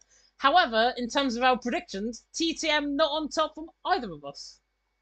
No, I believe it or not, considering a lot of people put me as the TTM fanboy, I've actually put TTM as the lowest out of the 3 predictions. Luke seems to think that they'll be runners-up. I think they're a great team, and I don't think they'll be runners-up this season. You seem to think they'll be 4th. I think they'll be 6th. And Luke has said he's TTM's predicted for 2nd from Luke's perspective as well. Yeah. So TTM, clearly he's had inside knowledge, I think, in terms of the lineup that they have had. And I mean, inside knowledge or not, 1-2 in qualifying, definitely going to suit them well down to an absolute T. Fantastic end, I think, to that qualifying as well. We were thinking Flopman was going to get pole. Allison ended up getting pole position. In terms of our predictions, though, overall, I'm the only person that has put ETA to win here in WOR Legacy Division, which I got a very good thanks from Mark earlier on, who is one of the managers from ET8. Team Shazoo, though, you are predicting to come out on top. I have seen them in other team events, and I'll be honest, without Cameron Dowds, they are a different team in the race. I still think they'll develop quite well, and I think they've got enough resource to be able to adapt and overcome any challenges. This is why I still think they'll come out on top. The issue is that they do look a little bit uneven at the moment, but I still think they'll find the points to get there. I still think BRT are probably the closest challengers, though, because that qualifier and their general resource management is impeccable at BRT. But both me and Luke have agreed that ET8 will finish 3rd. But one thing that is quite interesting is we've all agreed that EVE will finish last, FRT will finish 9th, and Tatum will finish 7th. Yeah, and TRT, to be honest, 7th position I think we've all gone for. FRT, EVE, we've gone 9th and 10th. And then you've put in Team TF10 for P8. Lucas put CPI in, which I totally understand why he's put them in for. And then I've decided to put BRT in there because, to be honest, I didn't really know where to put them. Is that a bad thing in terms of my predictions? I think it's how competitive it is. What people have got to remember, though, it's not off round 1 of the championship. This is a 24-round season. There are going to be driver lineup changes like you will not believe it across the whole season. And I think BRT, we saw how Joe Murphy got on in that qualifying session. We saw how Finn Bob got on in that qualifying session. One qualifying session does not determine the entirety of the championship. So BRT for me, qualifying might be good. Race pace, though, it normally falls apart in the race with some excuse or another. So BRT for me, that's why I've put them in 8th position, and I'm sure that's the same excuse for you for Team TF10. Then in 8th position, concerned I've put them in 5th and Luke's put them in 4th. So I'm sure we are going to be absolutely laughed at, by the way, in terms of the comment section. But enough of the predictions. Let's get on to some on-track action, shall we? It is the Monaco Grand Prix about to begin. Let's have a look, though, first at the track map in question. 3.3 kilometers and then 2 miles, 19 turns right now a driver's out on track. It is called one of the most historic circuits on the F1 calendar. It is one of the most historic on the F1 calendar, and it's part of the Triple Crown of motorsport as well. If you win IndyCar, if you win Le Mans, and if you win Formula One's race here in Monaco, you are the Triple Crown of motorsport. Fernando Alonso has done it. A number of times drivers have done it in the past as well. But it is with a lot of elevation change, and also mentioned there in the chat earlier on, a place where overtaking is at a premium. Whoops, speaking on mute. It's raining. Ooh. It's absolutely pouring it down here as well. So that is going to add a completely new challenge. That is not what I expected, to be honest. Dynamic weather is on, by the way, and it was dry at the start of the restarted race. So, dynamic weather on, rain falling out on track. Oh, this is going to be absolutely delightful for WOR Legacy Division here tonight. Fasten onto your seatbelts, get your popcorn, get ready, because we're either going to see A, a war of attrition, B, Drive to Survive, or C, one of the best races WOR Legacy Division has probably ever had. Once again, talking on mute. I've just had I just popped into the paddock chat. Everyone's going nutty, saying, I am so sorry. Sorry. Rev Caterpillar, no, of all races to decide, yeah, this is my final one. You had to do it at midnight in the wet in World Align Races Legacy Division at Monaco. That is just, oh, mate, I am sorry. That is absolutely appalling. So these guys have now got to get themselves ready. It's pouring it down. They're debating between intermediates and the full fat wet tyres at the moment out there. But as it stands, Allison and Flopman, who are flying out there at Monaco, they obviously were gods around here in the dry. Will that translate in the wet? Who's going to be the team that's going to easily adapt? This is where I think Shazoo could be at their best. So keep an eye out on Danny Van Rulten in 10th. And of course, never discredit Luca. This is going to be fun. Yeah, this is going to be fun. This is going to be hellish. This is going to be every word underneath the sun. I am absolutely sure. Here in Season 5 of WOR Legacy Division, Sem, by the way, has put in a comment saying the winner of this race is joining XPG. XPG didn't even qualify for the event, so good luck on trying to get and coax somebody to join from another team. Frankie also is watching from his balcony, apparently. Ads in the chat is saying 6 finishes, and Jay's going Joe Murphy in a wall by Sector 1. Pretty outlandish predictions going on there in the chat, I've got to be honest, but I want to know who you think is going to take this race win. I'm immediately binning off TTM for a 1-2. I don't think they're strong in the wet around here, so therefore, I'm going to go with a man that's just been mentioned, Joe Murphy for the win. I will just stick with it. I think TTM have got the tenacity to take this one. So I will say, though, Allison and Flopman will probably swap positions. I reckon Flopman for the win. Allison, will he be second, though? I don't think he will. I think Shazoo could just sneak in there. So let's say Flopman wins from Luca, from Allison, and then Joe Murphy. And I think Rev Caterpillar's got the tenacity to stay in 5th. Come on, son. Aiden's in the chat saying TTM 1-2 is just happening, no wheel knowledge, James. I have no knowledge whatsoever. I don't know how they employ me as a lead commentator around even though we are Legacy Division. That is for sure. But what I do know is the strategies. But that's gone completely out the window as well, because we could technically get, if drivers start either on a set of inters or a set of wets, we could get a no-stop race. That is, I think, allowed within the rules and regulations. Yeah. No-stop race around here is definitely on. And I think we saw this in Season 3 as well, where drivers nearly got to the end of the race. We've got intermediates and wets flicking at the moment. I'm just keeping an eye out at the moment on the race director. People are starting to ready up on the grid, so we're only a few seconds away from this race. But the intermediates and the wets, people are flicking. They're not sure what to do. They've got to make a decision, and they've got to make a decision quick, because they are going to be on the grid and ready and raring to go in just a few seconds' time. A few seconds' time, indeed. The ready-up has been given, and now drivers are beginning, hopefully, to just prepare themselves mentally and physically of the challenge of the 39 laps that is to come here in WOR Legacy Division. It is going to be really interesting to see how TTM cope from 1 and 2, how the other drivers cope out on track as well. Hopefully, with me waffling on, we're about to go to 5 red lights very, very soon indeed. But the ready-up call has been given. We should be getting the 30-second countdown, if not already on right now. Other people in the chat saying Cobb, saying start the race. I totally agree with that, to be honest. Jeff Barron saying, Jose, are you listening? McGregor is coming for you. Don't know who McGregor is, to be honest, but I don't know who is coming. Anyways, the 5 red lights are about to go out here in Monaco. Season 5, round 1, Monaco, about to begin. And it is...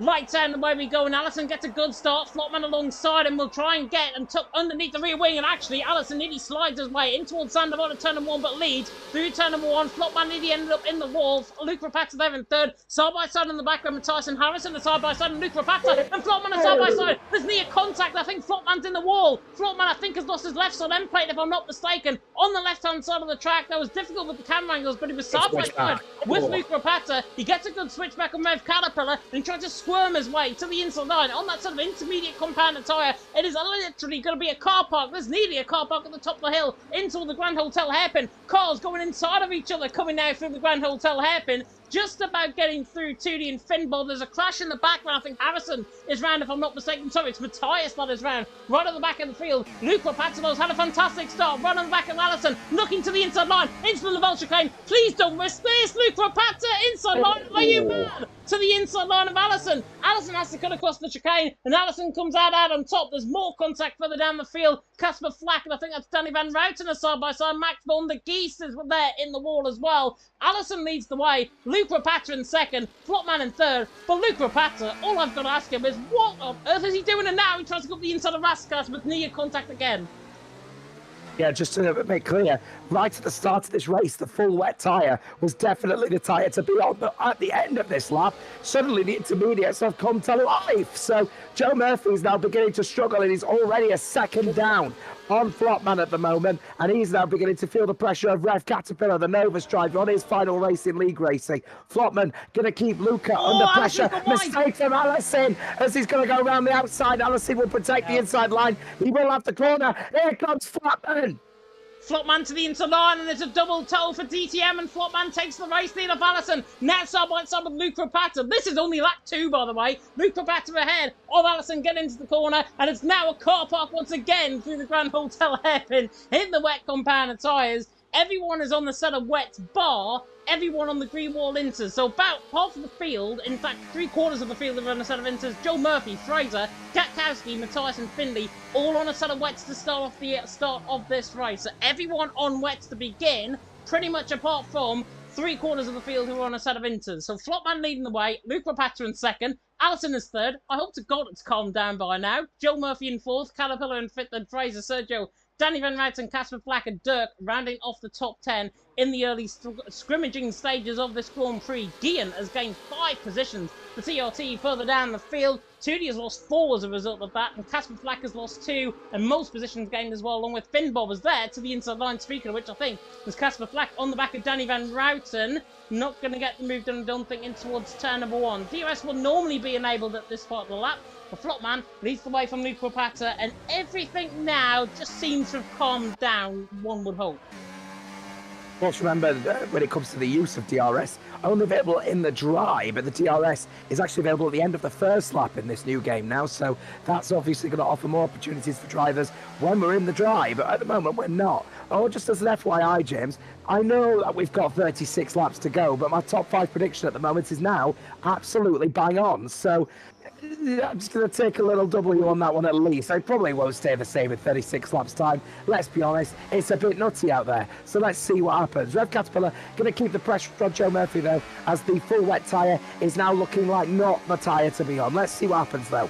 Watch out for Sergio as well. Sergio's looking rather quick on the back of Fraser. Ooh, looks to the inside line on the back of the Novelle chicane. Makes a little bit of contact there with the CPO man running across the curb. Danny Van Routen riding behind all of this as well. But Sergio looking increasingly quick, I think, early on as Harrison picks up the unfortunate first 3-second penalty of the night. Matthias as well has picked up a 3-second penalty. And look at the gap that Flopman has got to Luke Rapata. 3.7 seconds over Allison, who hasn't got any damage. So I'm not sure what's going on there. The front two have just absolutely cascaded away out in front right now. Allison there down in third. Joe Murphy in fourth. Luke Rapata, though, fastest lap of the race. A 23 flat. Definitely loving life right now. And the PSVL PSF1 Drivers Champion-elect at the stage. Nearly in the wall at Massenet. Goodness me. Yeah, goodness me. But I'll tell you what, though. Finding something really impressive with Luca. He's getting lockups left, right, and centre at the moment on the front, but he's adjusting his brake bias. I can see the thumbs hitting the brake bias buttons on his steering wheel as he's locking up. So he's adjusting his brake bias with every corner at the moment as he's tried to keep up with Flopman. He is actually pushing really hard out there at the moment as Allison, he's hit the wall. And now that's going to allow Joe Murphy potential a little bit of a challenge. Let's see. And Luke Rapata has got damage. Right side end plate damage on the car for Luke Rapata. His end plate completely missing. That's why he's losing time now. He must have clipped the wall. Coming out of turn number 3 and 4. That's why he ran wide. And he clipped the wall through the exit of the hairpin. And now Fraser and Sergio are side by side. Coming in towards the back. Trying to get the traction. Doesn't end up getting the move though. Fraser there in 6th. Sergio in 7th. Danny Van Routen there in 8th position early on in this race. But as we have our first retirement out on track, Finley is out, and that's a VSC. VSC out on track, and that brings out, I think, the first VSC we've ever seen around here in Monaco and WR Legacy Division.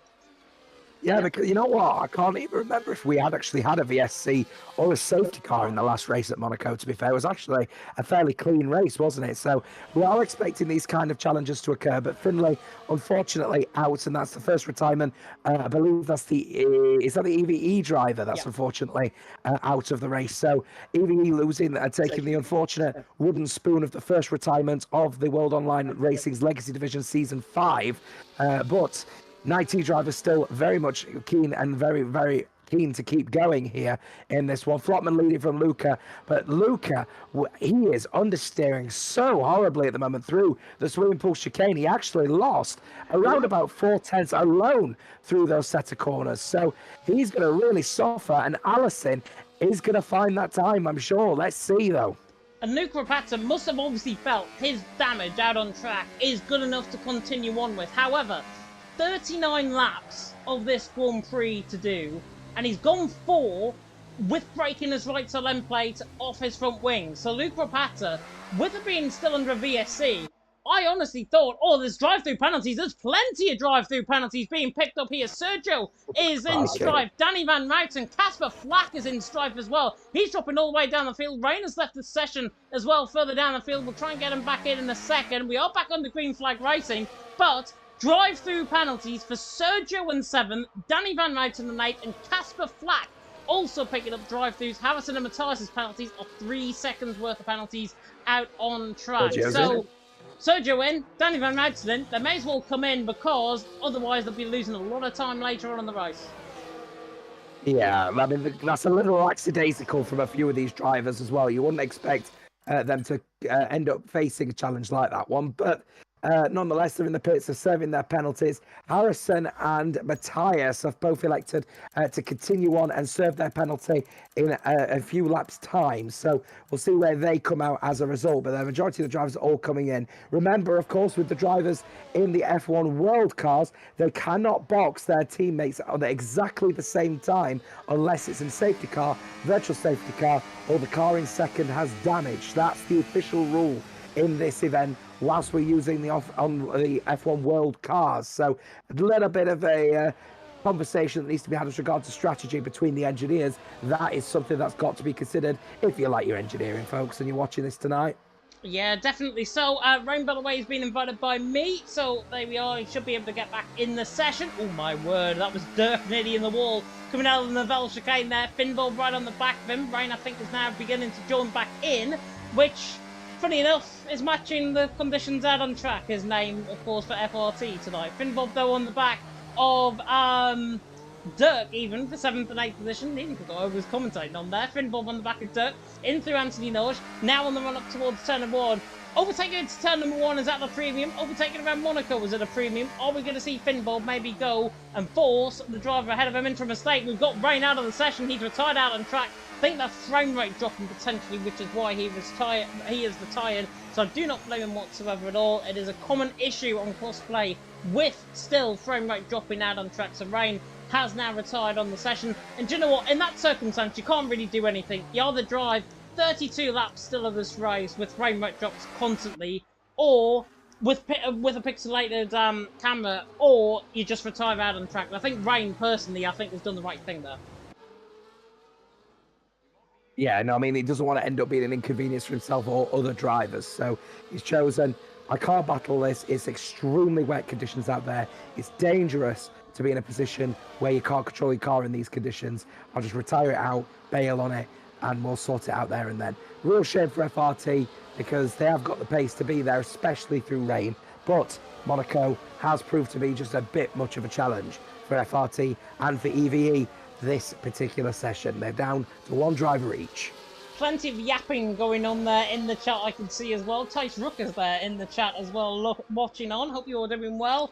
E-Tain apparently is going to be shutting down next week. That's another comment that's just been put. It's only week 1 of Legacy Division. Behave yourself, guys. Finbob on the back of Dirt. Still looking to try and get the move done. Down in towards turn number 1. We're not covering what's happening out in front, by the way, because simply there's nothing happening out in front. Flopman leads the way. 4 seconds over Luke Rapata, who's got damage.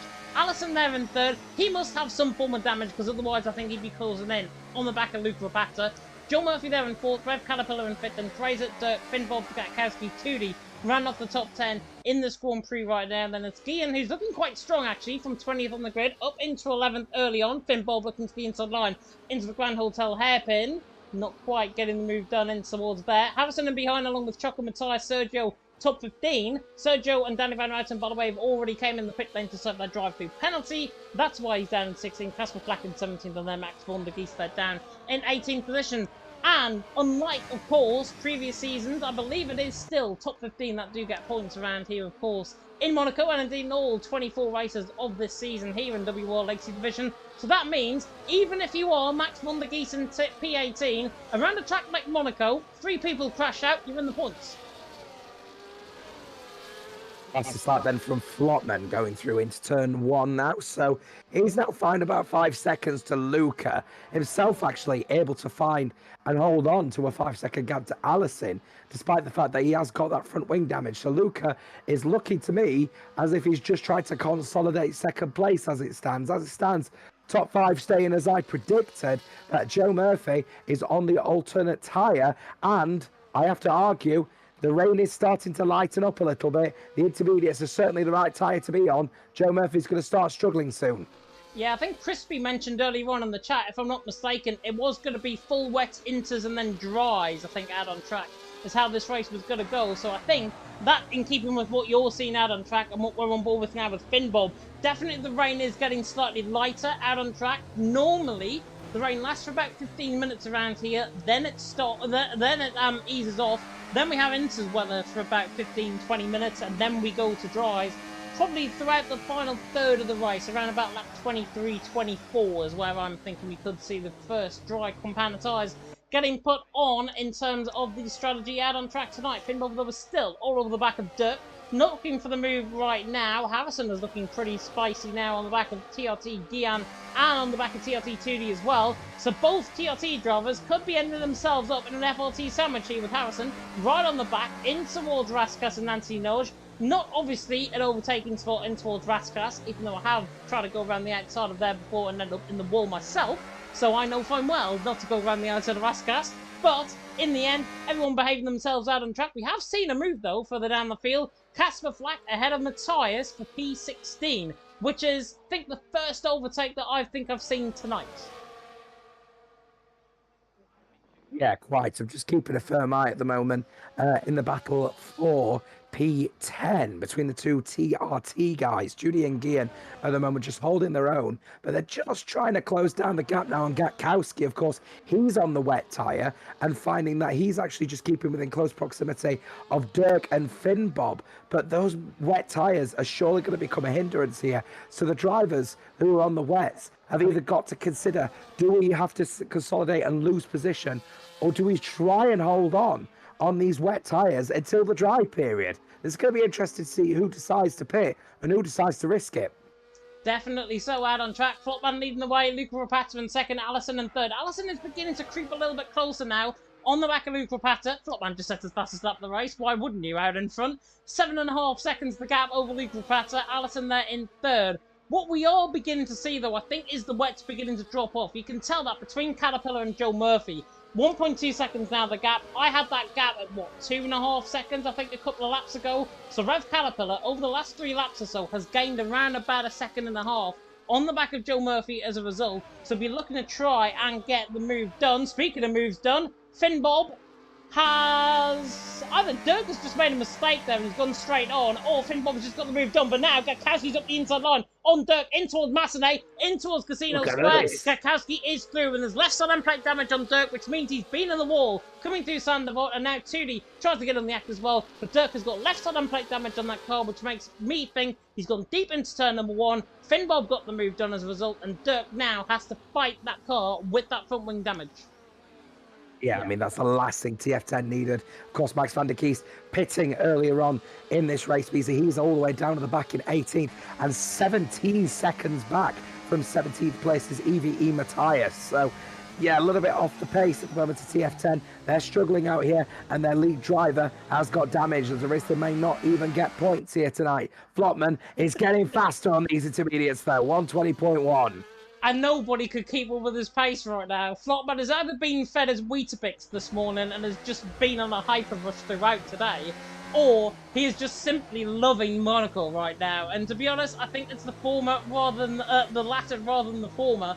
Flopman loving life right now in Monaco. Only had to hop over the border from France, of course. Now to drive here for TTM in tonight's Monaco Grand Prix. He's doing a fantastic job out on track. From Luke Lopato in second, Dirk goes deep again through turn number 1, and 2D has a huge snap of oversteer coming in through turn number 1, in up the hill now in towards Massenate, turn 3 and 4. 2D cannot find a way through on the back of Dirk, but this is a battle that we're going to look on board with, as well as keep an eye on Rev Caterpillar and Joe Murphy getting close as well. Further up the field, 4th and 5th position, separated by 7/10 of a second. So still that gap getting closer. And Tyres, by the way, first from a set of full wet compounder tyres to come in the pit lane. He's on a fresh set of inters, but he's right down at the back of the field.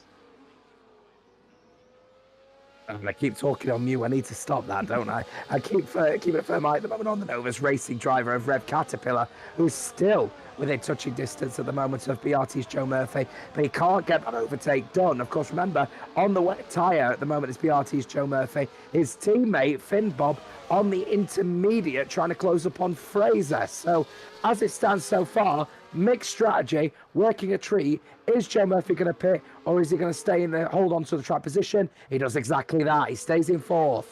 And I'll come on and say what Avatar's just mentioned there in the Discord as well. Joe Murphy, why doesn't Joe Murphy go to the pit to change his tyres? He just waits time from lap to lap. I totally agree with that, but he realises that his teammate's down in 7th position. I think this is a tactical ploy from Joe Murphy to try and force Rev Caterpillar into Fraser.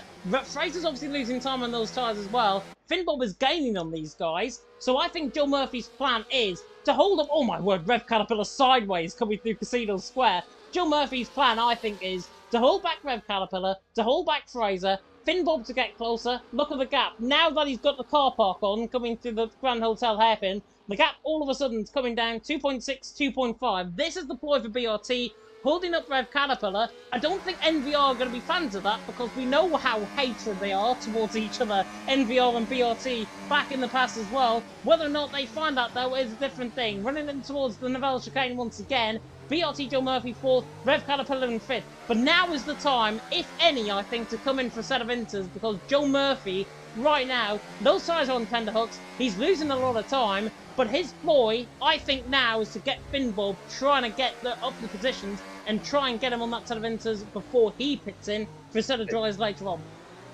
I completely disagree. He stays out, and you know what? I actually agree with Joe Murphy here. He might as well stay out and hold on to the track position. He's not going to get towards the front 3 on these wet tyres. That's it. It's done. If he pits, he might not even get 4th back. He might as well stay on this, hold everyone up, and then when it's time for dries, come off of the wets. And that will just force everyone behind him to be on the same strategy as him. I think it makes perfect sense, as long as Joe Murphy can hold on. Rev Caterpillar making slight mistakes might invite Fraser and Finn Bob into the equation. Of course, Finn Bob, being the teammate, massively benefits Joe Murphy, and maybe BRT have got an opportunity to earn big points here. But they will have to make the decision of when to make the pit stop, and they will have to prioritise Joe Murphy. They can't pit them at the same time. That's the rule under F1 World Cars. So they will have to pit Joe Murphy first. This makes perfect sense in my opinion. Keep Joe Murphy out. Yep, and Joe Murphy keeping out. Look at the gap as well between Fraser and Rev Caterpillar. Fraser's dropped it back off the second now, off Rev Caterpillar, and now Finn Bob is getting closer. As I say, BRT's ploy is to put Finn Bob there, I think, in that position, so Joe Murphy can come in the pit lane, not lose much time, and then he's on that fresh set of inters. So I think this is a gain-gain situation for BRT. Finn Bob will gain at this short term, Joe Murphy will gain, but Rev Caterpillar is in. Rev Caterpillar is into the pit lane. Fresh set of inters potentially going to go on the car. There is a yellow flag as well on the opposite side of the track. I think it's Sergio that has hit the wall for ET8. It is Sergio that has hit the wall for ET8. Fresh set of inters go on for Rev Caterpillar. That is something I wasn't expecting. I don't understand why. Because he's lost all of that track position, and he's going to battle with a bunch of people. He's putting himself in real danger here. Maybe this is just a last hurrah, being his final race ever in league racing. Is he trying to do something different, I wonder? That's the curious thing. The bottom line is, though, is that if he catches up, he's only going to get caught in the train behind Joe Murphy anyway. So, yeah, maybe. I don't know. Very peculiar, to say the least. Remember, the intermediate tyres, of course, those tyres are going to fall off a cliff at some point. If the rain has stopped falling, you're better off being on a new set of inters than an old set. So maybe he's considering that so that he can extend his stint when people want to go onto the dries. I don't know. It's going to be an interesting set of events here at the moment. There's people getting really close at the moment. And I did say keep an eye on the TRT guys. And here they are now trying to put Dirk under pressure. Remember, he has the intermediate tyre, but he has front wing damage. Definitely so. Dirk under pressure from 2D as well. 8th and 9th position. 2D is all over the back. He's like a rash that won't go away. On the back of 2D. Fraser's into the pit lane. He's going to go for that fresh set of inters and potentially recover off the back of Rev Caterpillar, who is coming through that middle sector into the final sector now. 2D's going to eye up, I think, on Dirk, on towards Massanane Casino Square. So this will be an interesting one to try and pull off, but he has not got the traction coming out the corner. These inters, I think, are beginning to go off, dare I say. Some of them definitely going off. Casper Flack is into the pit lane as well, which leaves, I think, only 2 now on a full set of wets. Joe Murphy and Gatkowski, maybe to try and eat up, in fact, in terms of their strategy call. Whether or not they're going to go to the dry period later on remains to be seen. But we are now in intermediate condition weather. I did say around about lap 24-25 for a set of dries. I'm now going to change that and go around about lap 30-31 for a set of dry compounder tyres. If it proves out to be lap 24-25, just call me Mystic James again.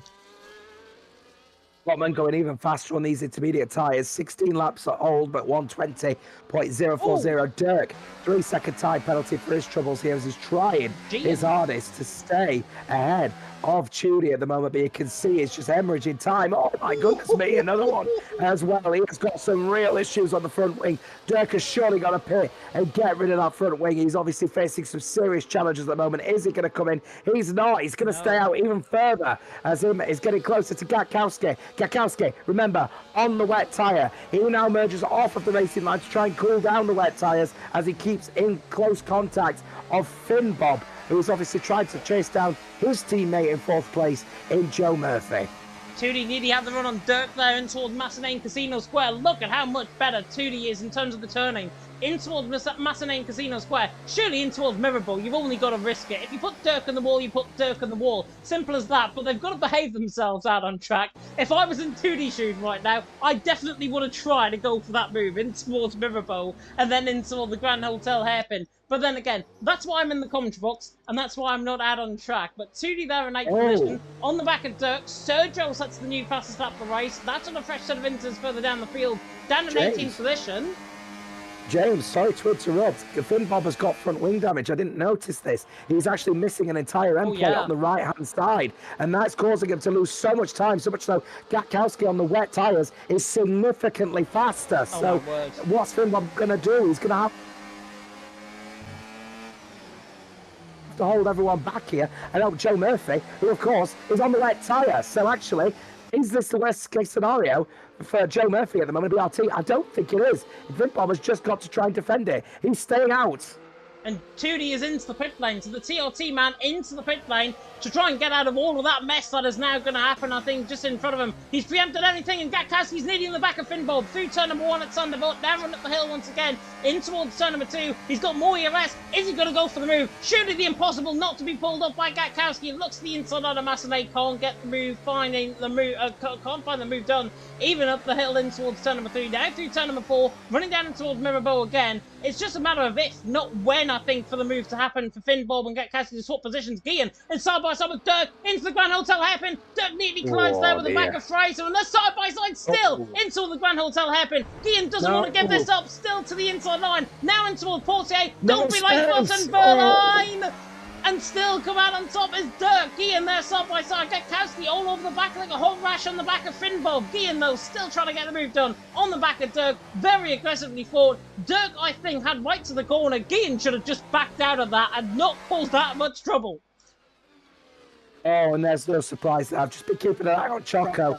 Harrison is experiencing some lag issues at the moment, and right on cue, the NVR co-manager is saying he's teleporting. They're going to start complaining already. On Choco, there goes a move from Gian, who goes down the inside on Derek going through the last cast. Perfectly placed from Gian to take P7. Brilliant. Yep. Even though Nathan Richards has just called him a bit dodgy there in the chat. He's coming back.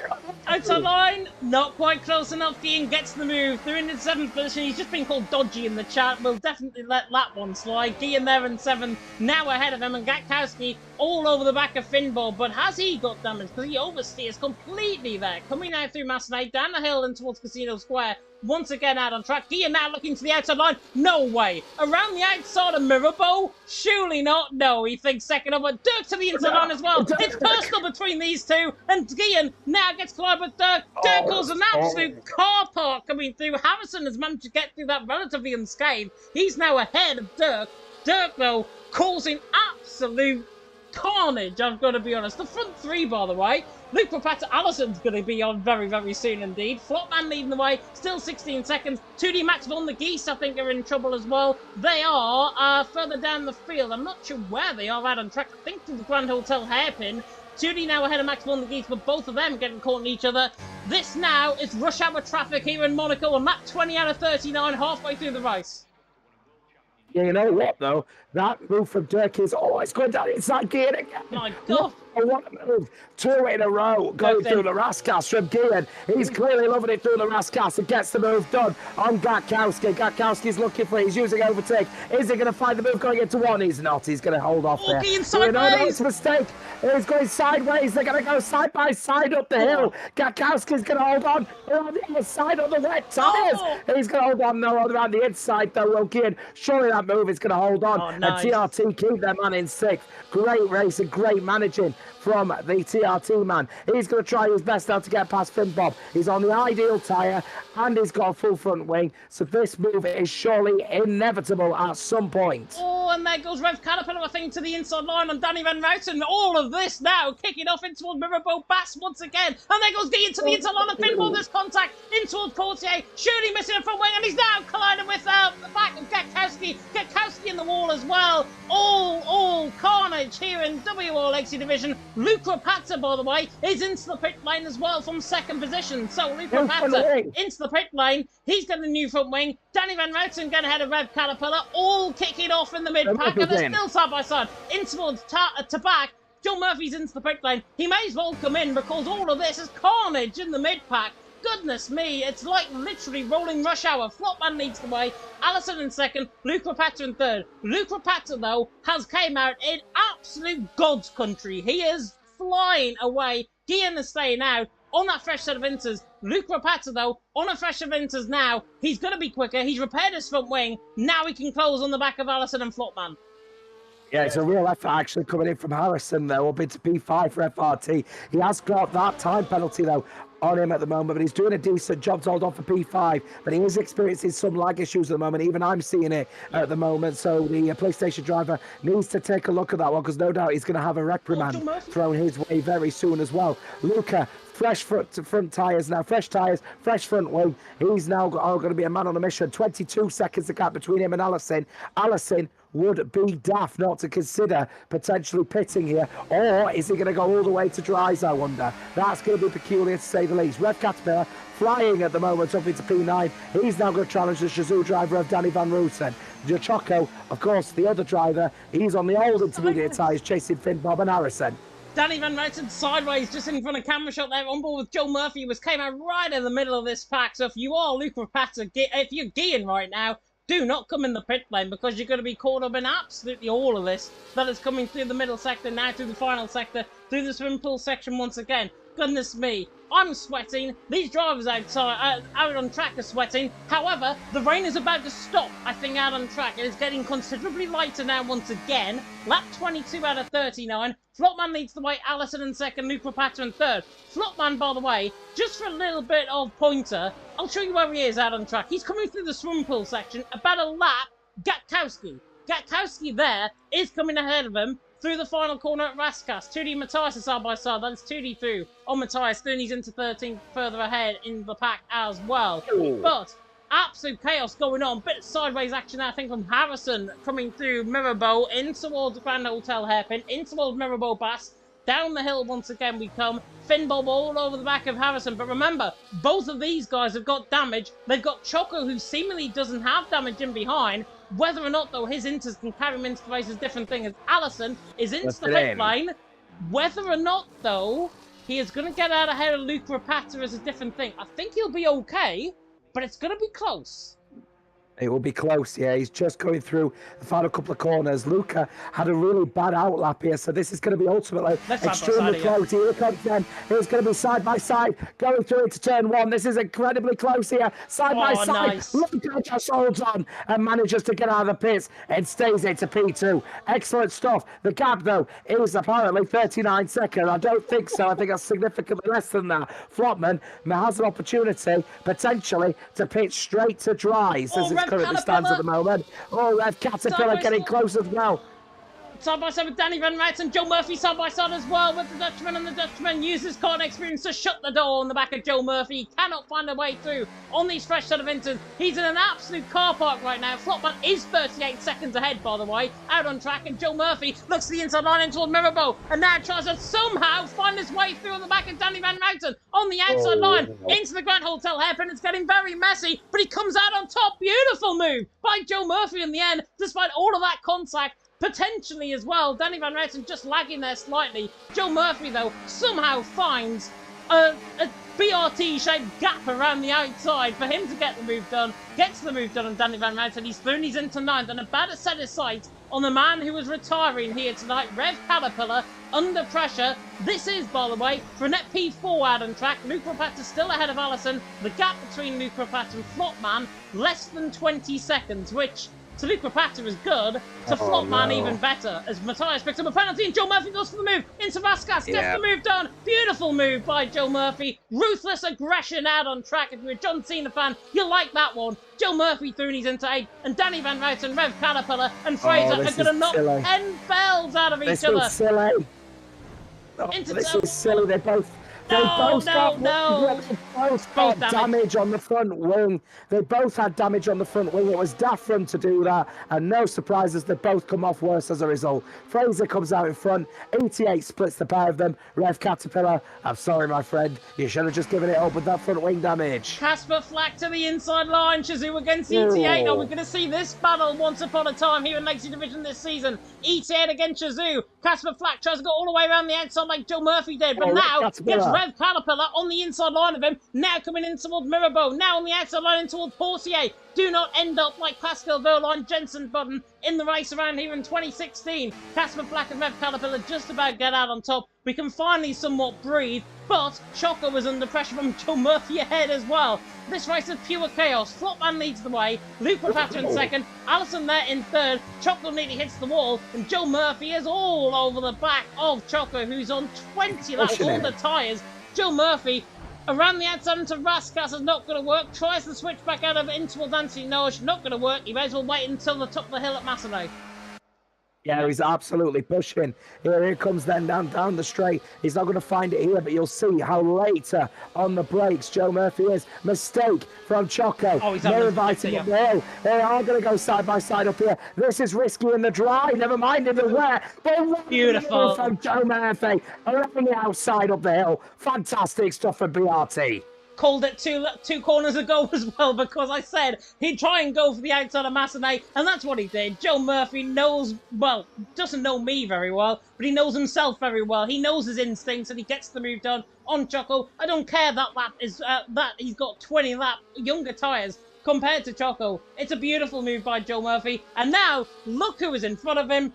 Finbob is in front of him, so BRT can just let him on by. Joe Murphy is going to set his sights on Harrison. Joe Murphy is on currently for a P4 out on track, but remember, it is still going to dry up towards the end of this race, so please bear that in mind. If you're making any predictions, making any personal predictions out on track, please bear that in mind. Luke Rapata, by the way, is looking very quick compared to Allison.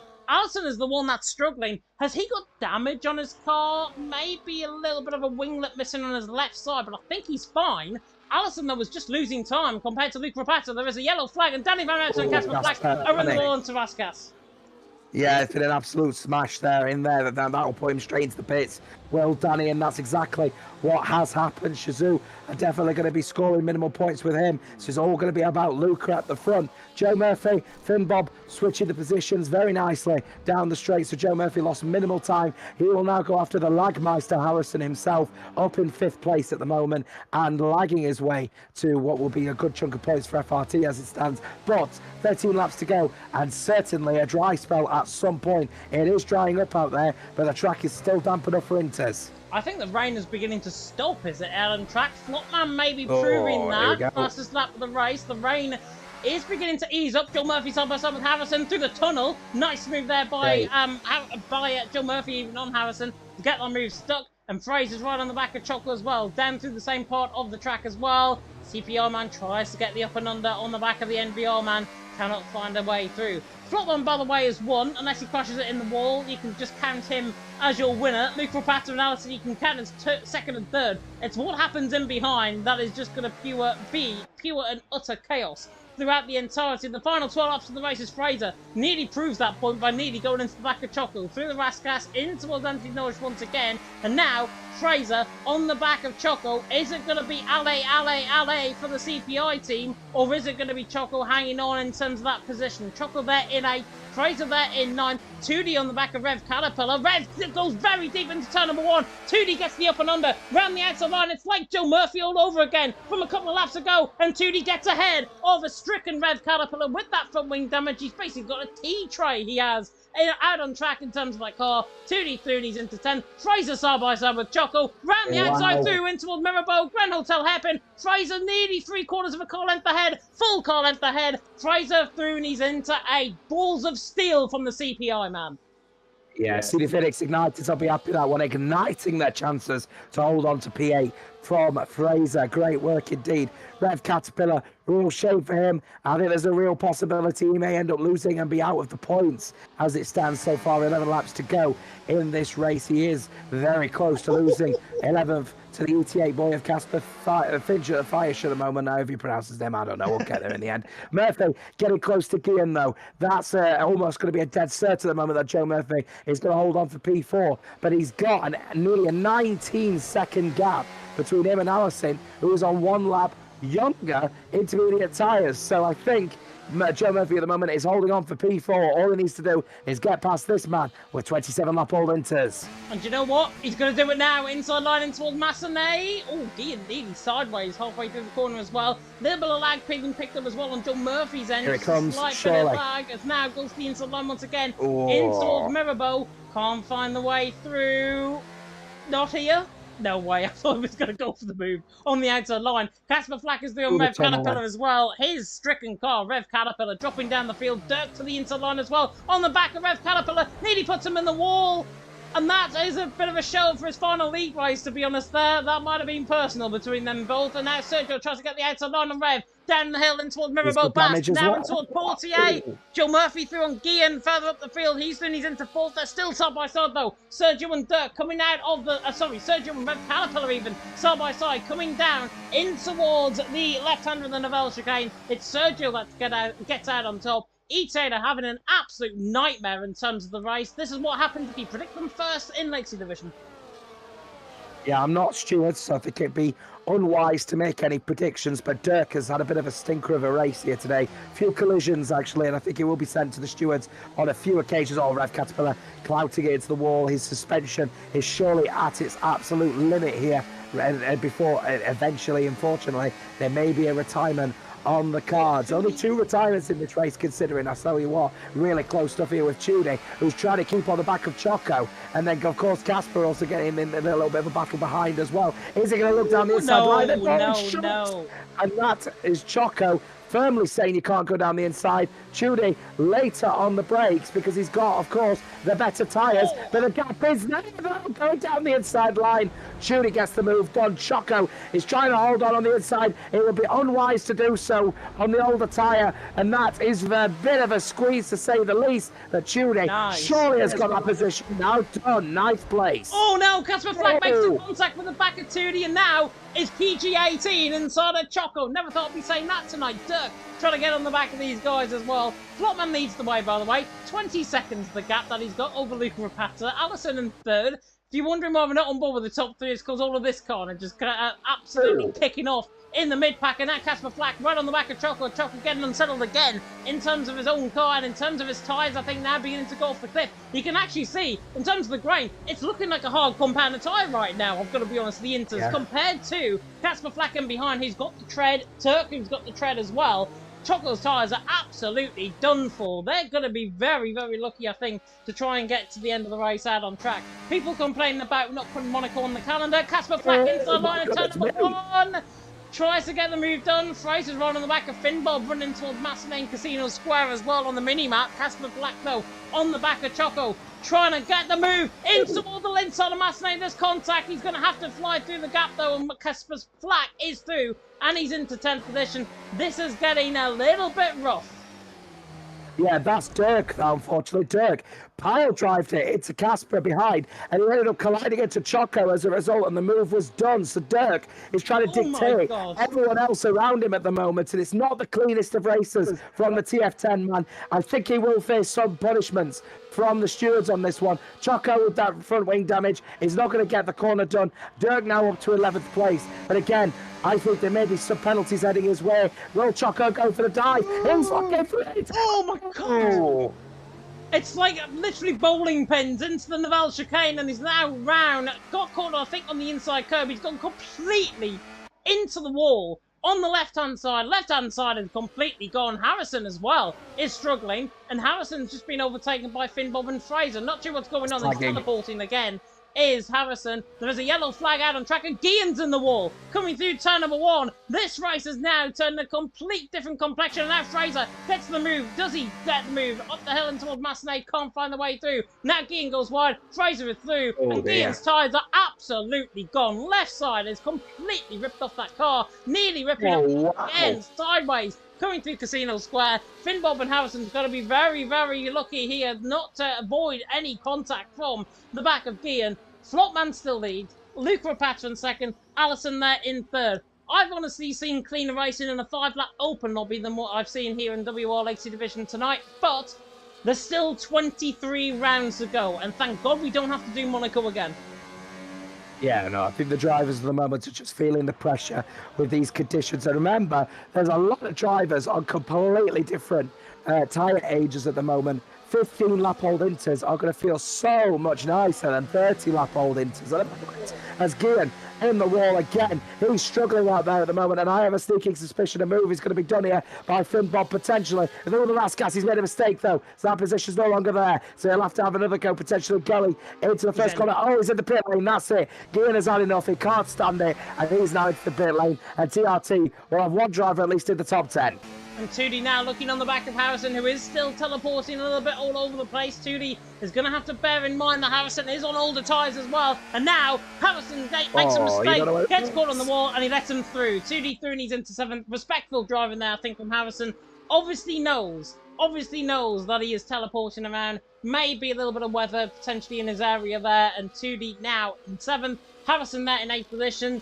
And in the end, Jivadov has put it very nicely, I think, actually, in the comment section there. The £1,600 are all worth it so far. That is how much the prize pool is here, ladies and gentlemen. £1,600 in terms of the prize pool. Are they really deserving, to be honest, of a £1,600 prize pool at the minute? Probably not. It's only round 1 of the championship. Tootie on the back of Finn Bob. Thought he was going to get it. All hooked up on the rear, locking in towards the Nivelle chicane there. And the remaining Harrison's in the wall. Harrison as well in the wall, I think, in the background. Just about escapes with that scot-free. Harrison, though, under pressure. Tootie now under Finn Bob under pressure from the back of Tootie. It's difficult to keep up sometimes. Flopman leads the way. Luke Rapatra in second. Allison in third.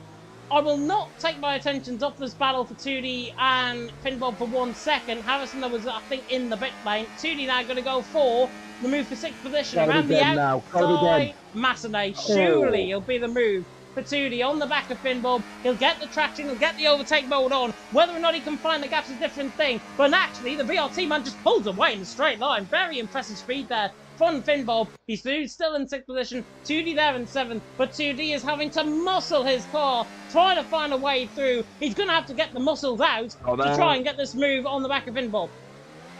Yeah, he's not there, unfortunately. He's trying to find the gap, but you make a fair point about Finbob. He's got the ability, he's got the straight line speed to hold on, despite the fact he's on 32 lap-old intermediates. This guy started on these intermediates. He's going all the way to the end as it currently stands.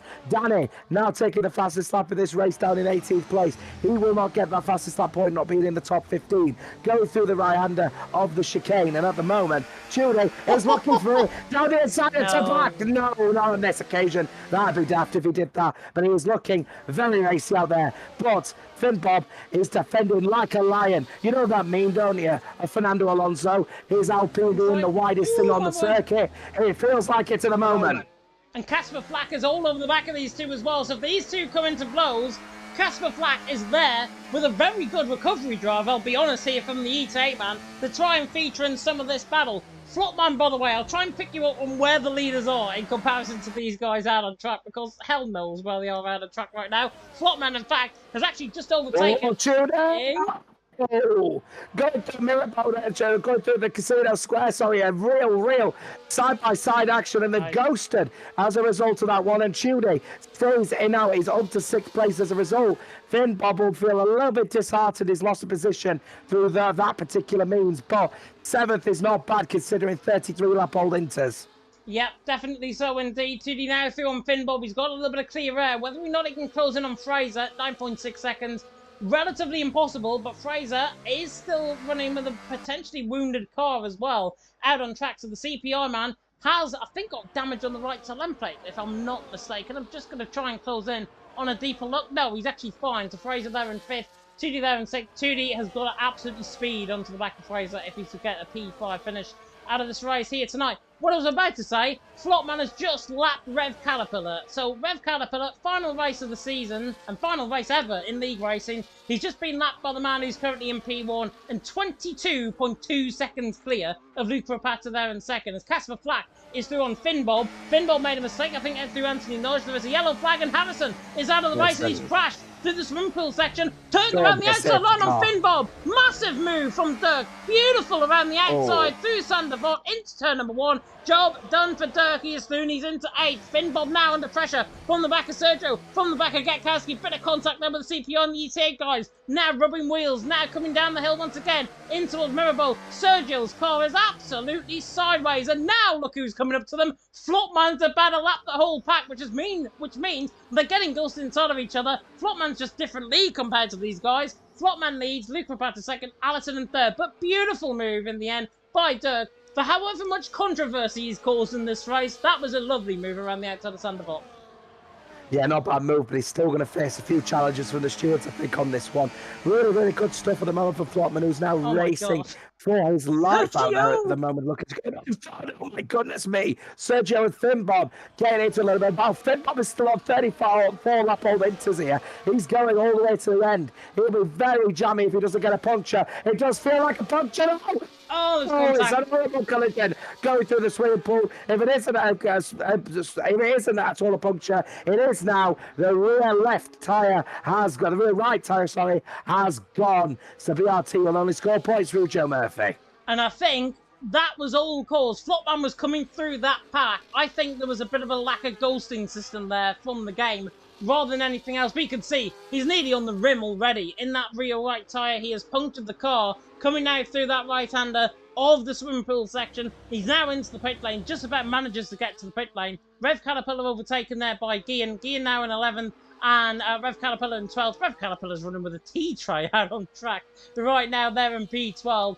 But for the first time, I think, in quite a while, I'll say it's calmed down. Flopman leads the way. We'll go on board with the race leader. Luke Rapata there in 2nd. Allison there currently in 3rd position out on track. So as it stands, Flopman and Allison, TTM will top the standings regardless of how it goes.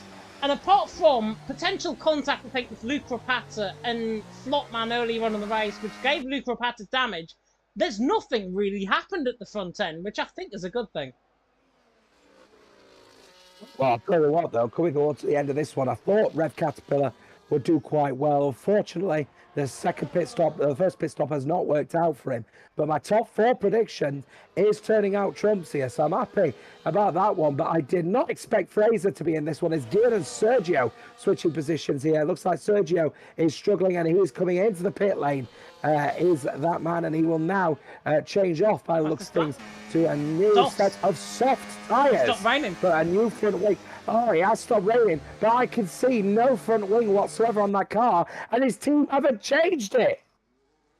And that is probably more fault of his own. So Sergio is going to go for fastest lap without a front wing, which he probably can get, to be honest, around a track like this. Oh, I've just nearly said that he's a crash coming out of the pit lane. I will hold judgment, I think, on what Sergio's going to do in the final 2 laps of the race. But Flopman leading the way. He's just gone, I think, through on the back of Dirk. So now Flopman's quest for trying to get the top 7 at least in terms of being lapped is definitely on. Flopman leading the way, Luke Rapata in 2nd, Allison there in 3rd position, 23.5 seconds. It's been an absolute demolition job from the man who's currently leading the race here, from Flopman. He has had literally everything go his way in this race. All he needs to do, bang on a fresh set of soft compound tyres, get to the end of the race and make it a bit spicy between himself and Luke Rapata, but he's not going to do that. Flopman through the final corner, about to embark on the final tour of the Circuit de Monte Carlo of the Monaco Grand Prix. Flopman leads down in towards turn number 1. The TTM man on relatively a lap of honour, running in towards Massanane Casino Square for the final time. Yeah, no, I mean, come on, it's a well-deserved situation at the moment with TTM. They'll be really happy with Flopman's performance here, leading the way by 23.5 seconds. It's just, you know, it's not unheard of, but it's an achievement nonetheless, as he's just getting close to try and overtake P7 in the lap car challenge, if you will. FYI, Luca has just overtaken Choco down in P14. That just shows you how far ahead Flopman has been throughout this entire race. He managed it so well, and that overtake, that double overtake down the inside line of turn number 6 is enough to secure him one hell of a race victory. All he needs to do is make no mistakes. Flopman nearly had a mistake there, coming out in towards the back, and now through the swim pool section for the final time. It has been a French demolition job out on track here from the man who hails from just across the border here in Monaco tonight. Flopman through the final corner. There's a bit of an issue. You've lost the session here. Flopman though on the run to line goes on to win by 24.1 seconds in the end. Casper Flack and Dirk coming across the line right in behind them, 7th and 8th position respectively. Dirk and Guillen coming across the line. This man here though, Luke Rapata, has having to weather a big old storm out on track. He is there now, currently in a P2 position, through now the final corner, through Anthony Norris for the final time. Luke Rapata somehow picks out P2 in this race. Nice drive from Luke Rapata. And Allison is going to put TTM on the top block here in WOR Legacy Division Season 5. Allison on the run to line, finishes in P3. TTM will top the standings after tonight. Joe Murphy is now coming to the swimming pool section. Finn Bob and Sergio, I think, are going to be next to come across the line. They are fighting for 16th and 17th. And Sergio in the end, because he didn't repair that front wing, he is gone. Fastest lap attempt, completely and utterly gone. Sergio there down in 17th in the end, doesn't get the fastest lap. But Joe Murphy now on the run to the line to finish there in P4. Fraser about to come across the line to finish in P5. He's through Anthony Norwich for the final time. 2D right in behind as well. Fraser to the line, finishes in 5th. And then 2D, eventually, he'll get there. Comes to the line to finish in 6th position. That was possibly the most hectic Monaco race I think we've ever commentated on around here. But in the end, only one man could win that race, and it was Flopman. And what a drive he made. Did not get a single fault or a single hit of the wall out on track. Flopman your race winner. TTM top the standings. TTM fanboy over here is very happy. Yeah, very, very happy. Unfortunately, I didn't get to see them come across the line because for some reason I just completely disconnected from the entire session. But nonetheless, what a performance! Fantastic. I've thoroughly enjoyed the performance of TTM and the front runners, but the midfield runners have got to consider the long-term ramifications of continuing to race as aggressive as they have done. I appreciate it's such a hard challenge racing in changeable conditions or very wet conditions at Monaco, but they've just got to try and find a little bit more cleanliness for the next 23 rounds. Why have I done that? I've just skipped the end of the podium into the podium celebrations, and now we're on a black screen, so I have to run you through now the final grid order from the stream itself. Flopman took the race win from Luke Rapata in second, Allison there in third, Joe Murphy in fourth, with Fraser in fifth, Tootie in sixth, then Casper Flack in seventh, Gatkowski in eighth, Dirk in ninth, Gian ran off the top 10 for TRT. Then in the end, rounding off in P number 11 was Rev Caterpillar. Not sure why we had a little bit of a spike there on OBS end. Max von der Geest in 12th, Choco in 13th, Matthias in 14th, Danny Van Ryten in 15th, Finn Bob in 16th, and Sergio rounding off the 17 drivers that completed, which pretty much looked like a normal Sunday run out in the Great North Run, to be honest, how they spread out the field. But Flopman does take the race win. Luke Rapata in second, Allison in third, and TTM top the standings going into round two. I mean, wow. Just wow. Real mixed bag, but this is exactly what TTM wanted. It's a bit of a revenge, a little bit of an avenge, isn't it, from last season? They should have been in this position last season. They've now finally got it. What is their season going to look like for the other 23 rounds? Definitely so, indeed. Some rude comments, by the way, being there in the chat, and unfortunately being aimed towards my co-commentator. Please say he has done an absolute wonderful job. If you are throwing hate towards him, please do it privately, because it is not a good look on you and not a good look on us as a commentary team for providing you with this action, and then to get comments like that from Bavatar in the chat. I may as well out you for the person that you are. But we are now going on to round two of the championship next week. It is Abu Dhabi, and the Abu Dhabi Grand Prix, normally one that we normally see toward the end of a calendar. This time, round two of the season, and it's going to be a very interesting start to the season with the curbs, with everything that can transpire around Abu Dhabi. Are we going to get like 2021 all over again, dare I say? I mean, that's what it's all going to all be about, isn't it, really? Going straight from midway through the season right to the end. Abu Dhabi is going to be the one that brings, I think perhaps, I don't know, because it could be a little bit of a mindset thing, Abu Dhabi is typically the race right at the end of the season. So if the drivers can remove that element from it and realize that it's actually the beginning of the season, perhaps we'll see some different behaviors. But I'm expecting the stewards are going to be in for a pretty long meeting over the next few days. So let's see what they bring to the table, and let's see if the drivers are able to adapt and try and make sure that they have a bit of a clean one on that one. Apologies to Bavatar. I do hope that his viewing wasn't somewhat let down by the fact that I've got a bit of a croaky voice, but that's what happens when you have a load of fun, because this is what it's all about, isn't it?